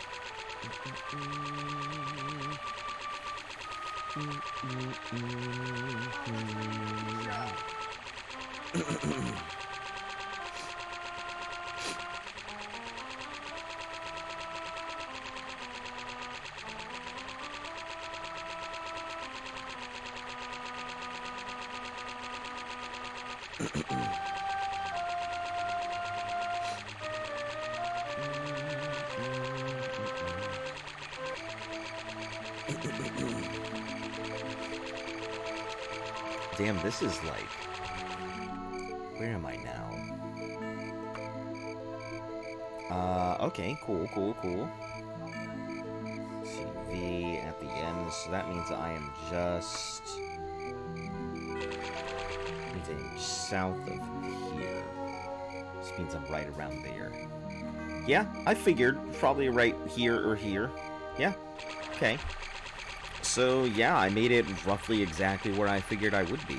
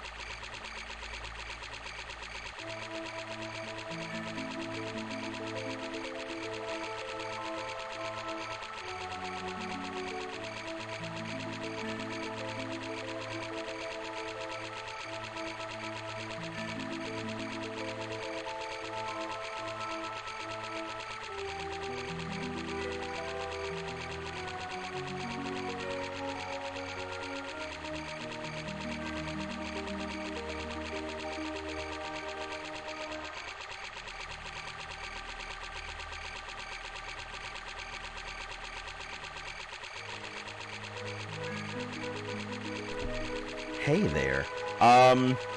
Usually I tend to go ahead and start, on Thursdays is when I start a late stream, just because Thursdays is my physical in the office day.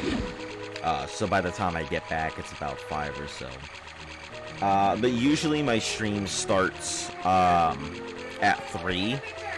So, at 3:15, 3 o'clock to 3:15 Eastern Standard Time. So 1500 Eastern Standard Time normally is when I start. But yeah, I mean, if I find that more people show up later in the day, I may switch my schedule. But mainly I just started at 3 because that's usually when a lot of the guys can get in, and since people are out in the UK and stuff like that, it's really hard for some of my viewers to make it in if I don't start earlier. So, I mean, majority rules at that point. Whatever time slot is better for the majority is usually what I go with.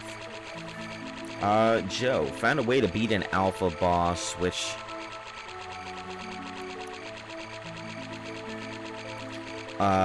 wish I knew when you played Ark, but all you need to do is get a high stego. They shoot the boss from the back of the stage with a tech phase. I saw that, but the tech phase pistol is strong, but not as strong as it used to be. That strategy used to be legitimate, but I don't know if it still works anymore. But yeah, I know exactly what you're talking about. I saw somebody do it with the monkey. They threw a high-level stego at it, and then they just sat in the back phase pistoling. But they nerfed the phase pistol because of stuff like that. So it's still strong, but I don't think it stacks as quickly, and I don't think it has as high a damage cap as it used to.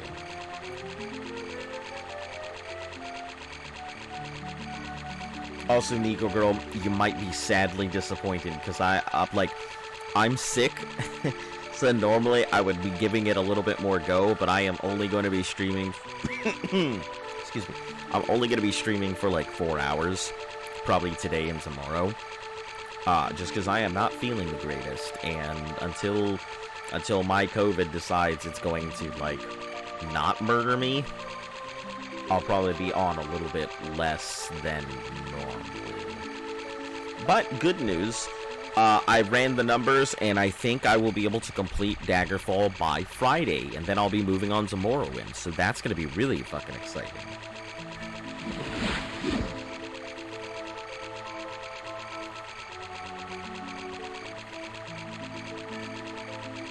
Well, I'm already back. I'm sorry. I can't... Listen, here's what I'll do. I'll do you something solid. I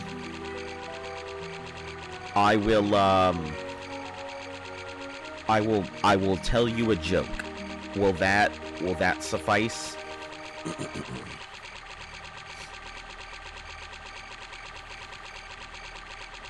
It's gonna be a bad joke, and it's my go-to joke for, like, pretty much everything. And I always have to warn people it is not a racist joke, despite the fact that it sounds like it's a racist joke. Is it a dad joke? It's a joke that either you're gonna laugh at or you're gonna groan at. It's one of those two. Like, it only has the two modes. You either laugh or you groan, because it's one of those kind of jokes. It's a clean joke, though. I try and keep most of my jokes clean. I do know a few really out there ones, but I save those for in-person and proper crowds.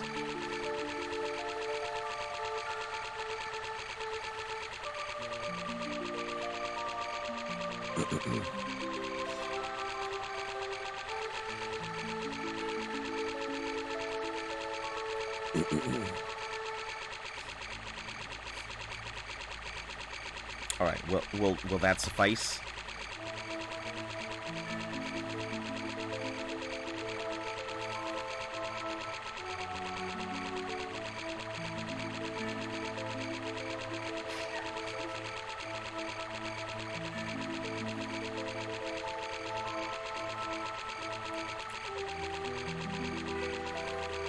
Are we crossing the ocean running on the surface? Yeah, that's exactly what we're doing.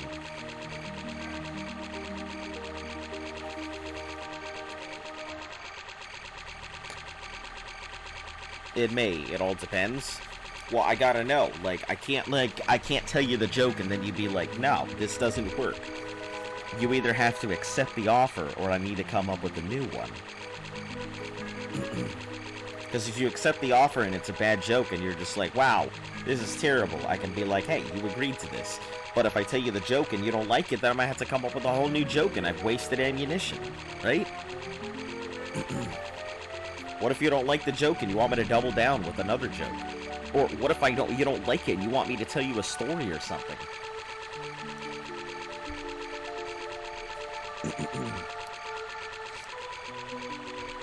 Also, hello to everybody who is joining into the stream. Right now, you guys have come at a relatively late-ish time. I am feeling plenty sick, and because of that, I'm probably going to be ending my stream here shortly. But leave a sub, follow, all of that nonsense if you want to keep up with the progress. I broadcast Monday through Saturday. And I'll do the whole speech if you just want to chill around. And yeah, as for running across the water, yeah, I have cast this spell. I literally cast my water walking spell for half an hour while I was trying to fix, one of my broken quests.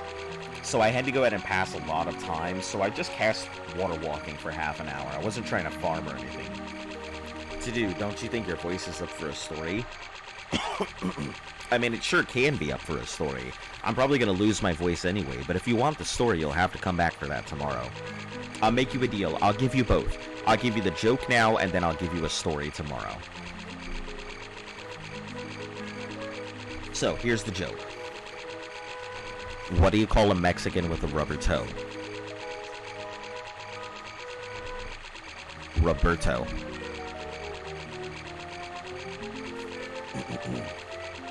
That's why I say, I gotta preface it, because everybody thinks it's a racist joke, and then they hear the punchline, and they either groan or laugh. One of the two.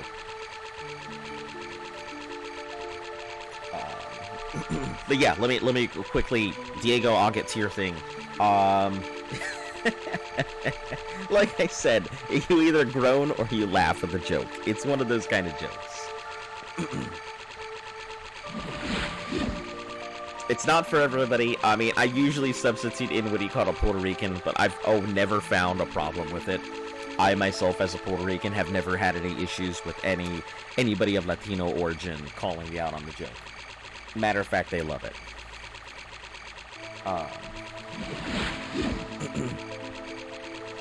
But yeah, I'll give you a story tomorrow because I can tell you are unsatisfied with the joke. So, what's your favorite dino in all of the maps? I'll give you my top 3. Excluding the mech, I can give you 2 right now, because the mech is by far one of my favorite. The Beelzebufo is still my all-time favorite. And then the Astrodelphus, the dolphin, I love the dolphin.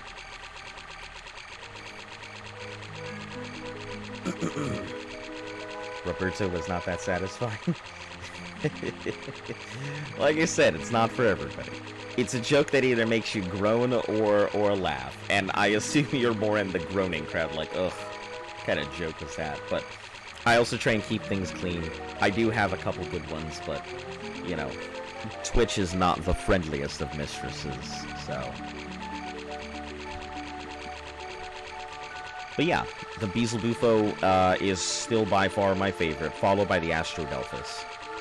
I think the Space Dolphin is phenomenal. I love